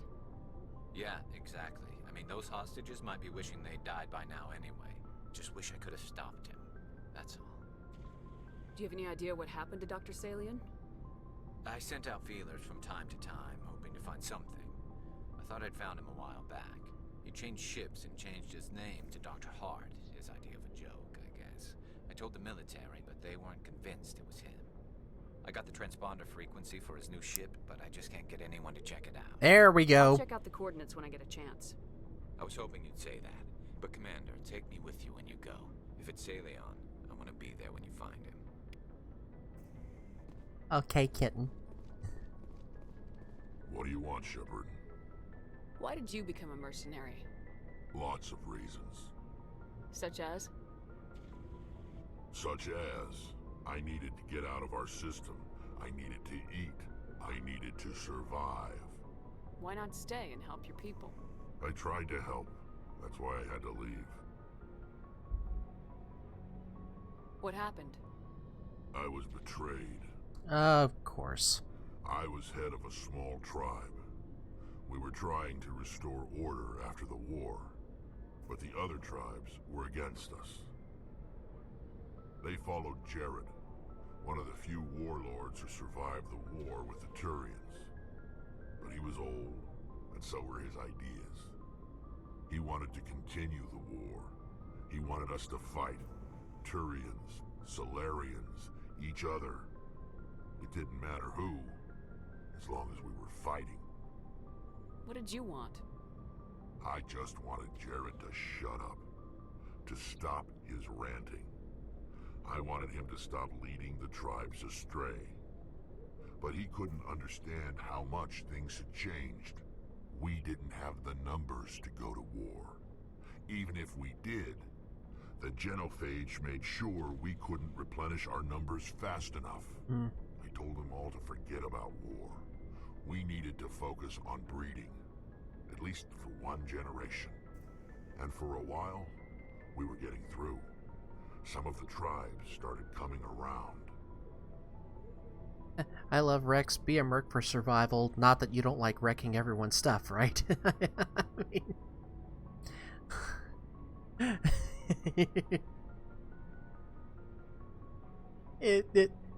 Rex scratches a certain place in my heart that's just like, aww.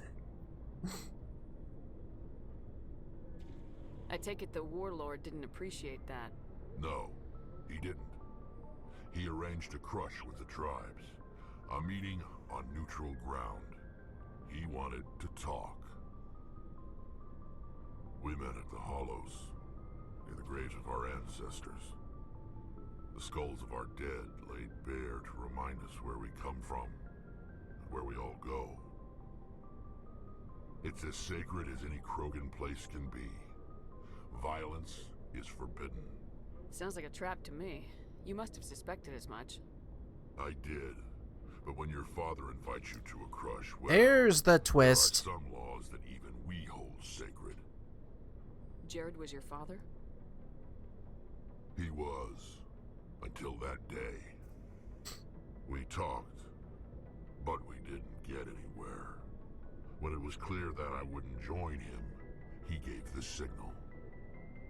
His men leapt from the graves of our ancestors like Krogan undead. The few that were loyal to me died quickly. I escaped with my life, but not before I sank my dagger deep into my father's chest. That is why I left, and that's why I'll never go back. Never say never, Rex. I mean, being a merc in this universe is just an open license to run ramshot over everyone. I mean, enough credits.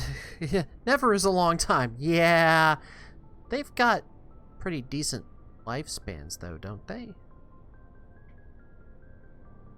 You must have family other than your father. Don't you miss them? No. Now that I have my family's armor again, there's nothing left for me. So long, Rex. Shepard.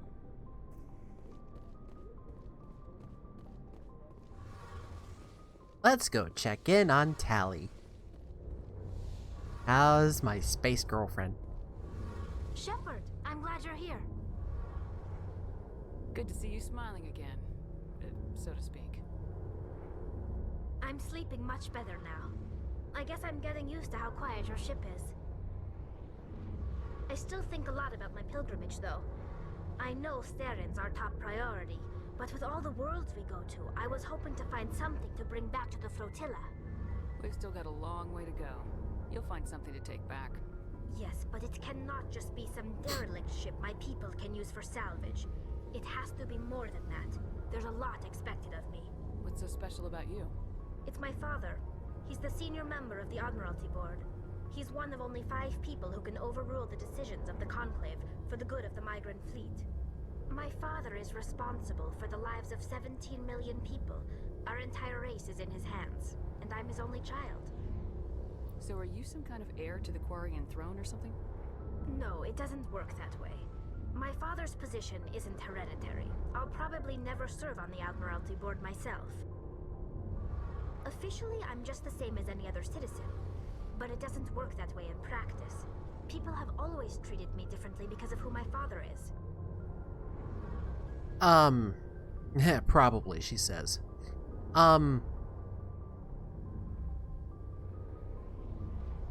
I will say that,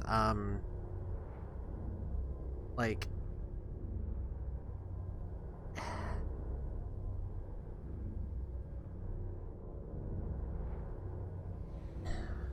crap, I had a thought, I lost it. You must get all kinds of special privileges. I probably had it easier than most growing up, but it's not all good. People like my father have enemies, and they're not above using me to get to him.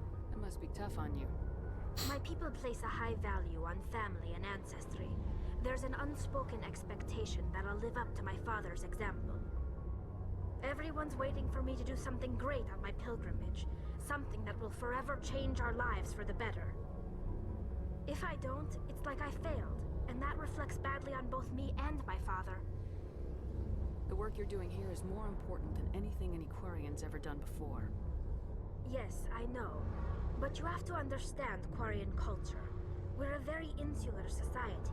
The events beyond the flotilla don't much matter to the average citizen. Our greatest dream is that one day we'll return to our homeworld and drive out the Geth. But even if we stop Saren, that's not going to happen. There's still millions of Geth behind the veil. Until they're gone, our exile will continue. What would you need to bring back to make everyone happy? Something that would help us better understand the Geth. They've changed significantly since the exile. They've continued to evolve. We've done our best to study them, but it's not easy. They're very reclusive. Until recently, they never went beyond the borders of the Veil. And all the Geth we run into now are under Saren's control. We'd need to find Geth operating on their own, independently. But I don't want this to get in the way of our mission, Shepard. First, we stop Saren. Then I'll worry about my own problems. Well... I should go. About that. See you later.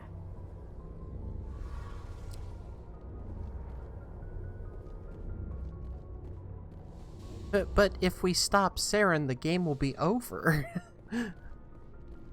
Looking for supplies? Let's see what we've got here. Let's see what you got. You bet, Commander. Huh?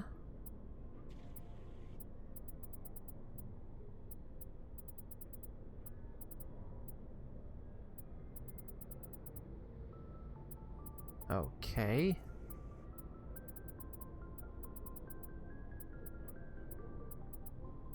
Where's my... I want armor. Alright.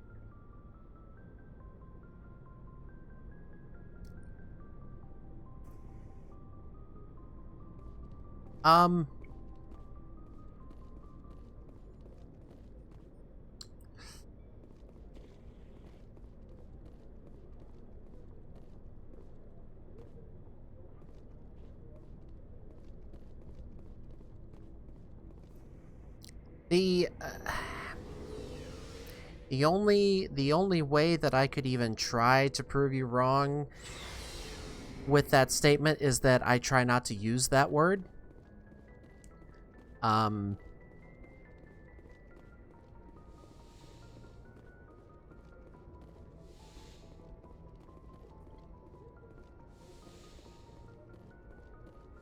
Because there are a certain amount of connotations that are very negative with that word, and yeah, it's fine. It's fine. It's just that you know, these things, we're all about being better. So it's all good.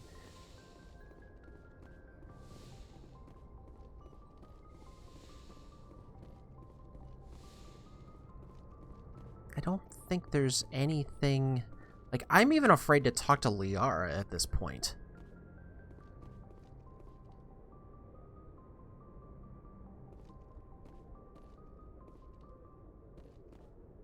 Let's see.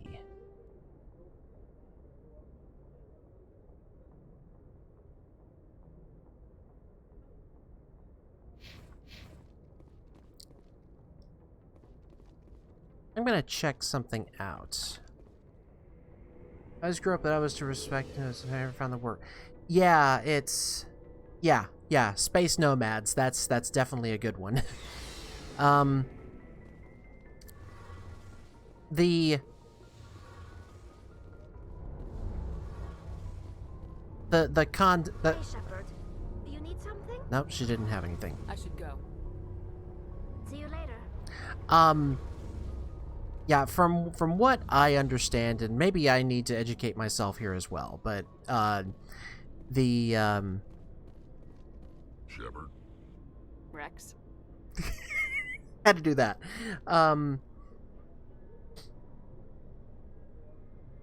There is a connotation of being Commander?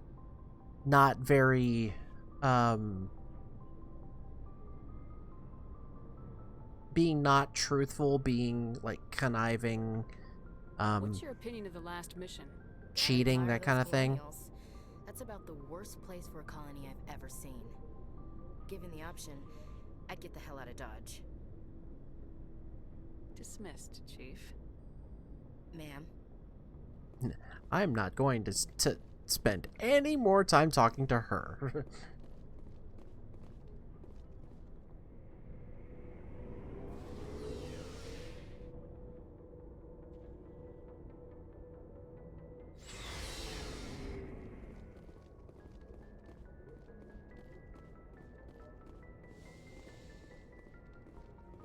I don't really need to worry about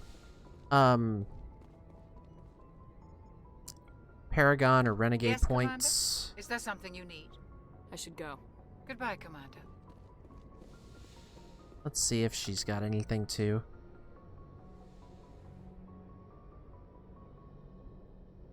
I get the feeling you want to ask me something, Commander. Nope. Not gonna. I should go. Not gonna do it. Goodbye, Commander. I just called him an Austin, Texas resident. Oh! I full say this having been an entertainer down there for a couple of years. I will take your word for it. That is a place I have not gotten to go. I also find it interesting that I think that, like... Do you have some time to talk now, Commander? Oh, dear. Should have saved.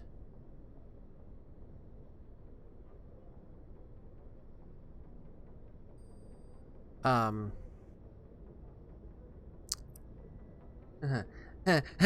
no. Okay, no. I think, like, every time, like, I've got to go test this on playing as John Shepard. Like, anytime that you go up to someone in Mass Effect 1 that is considered a love interest, they have a longer animation whenever you begin the conversation.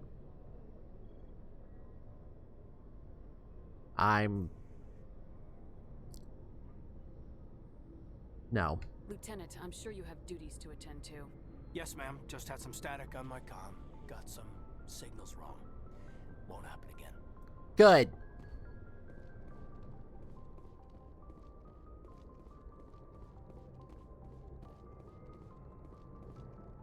Shut that shit down.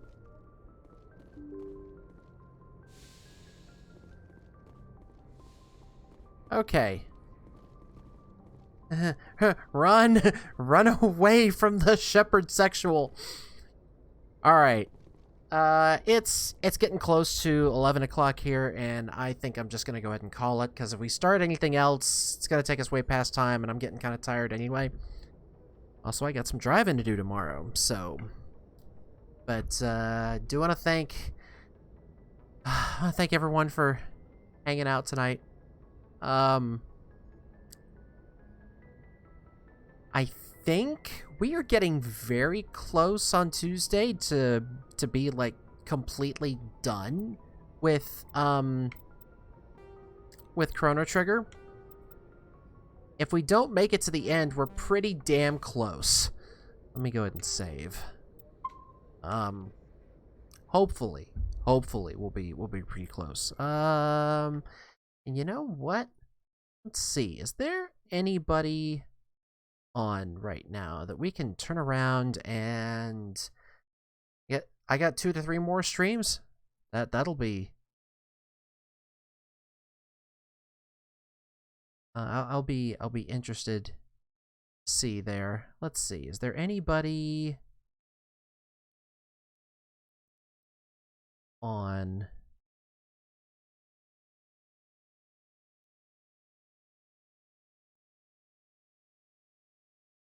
All right. I have an old friend of mine that's streaming right now. I'm not entirely sure how much more time he's got, but we're gonna. I'm gonna spread the love.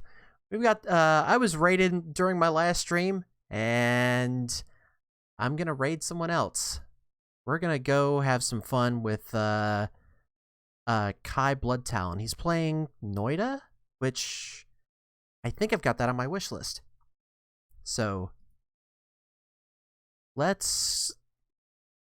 Oh yeah, looks like he's gonna be playing for a little bit. So I'm just gonna say I'm gonna go ahead and end the stream here, but we're gonna start the raid here in just a second. So we will. I will see you next time. So good night, everyone.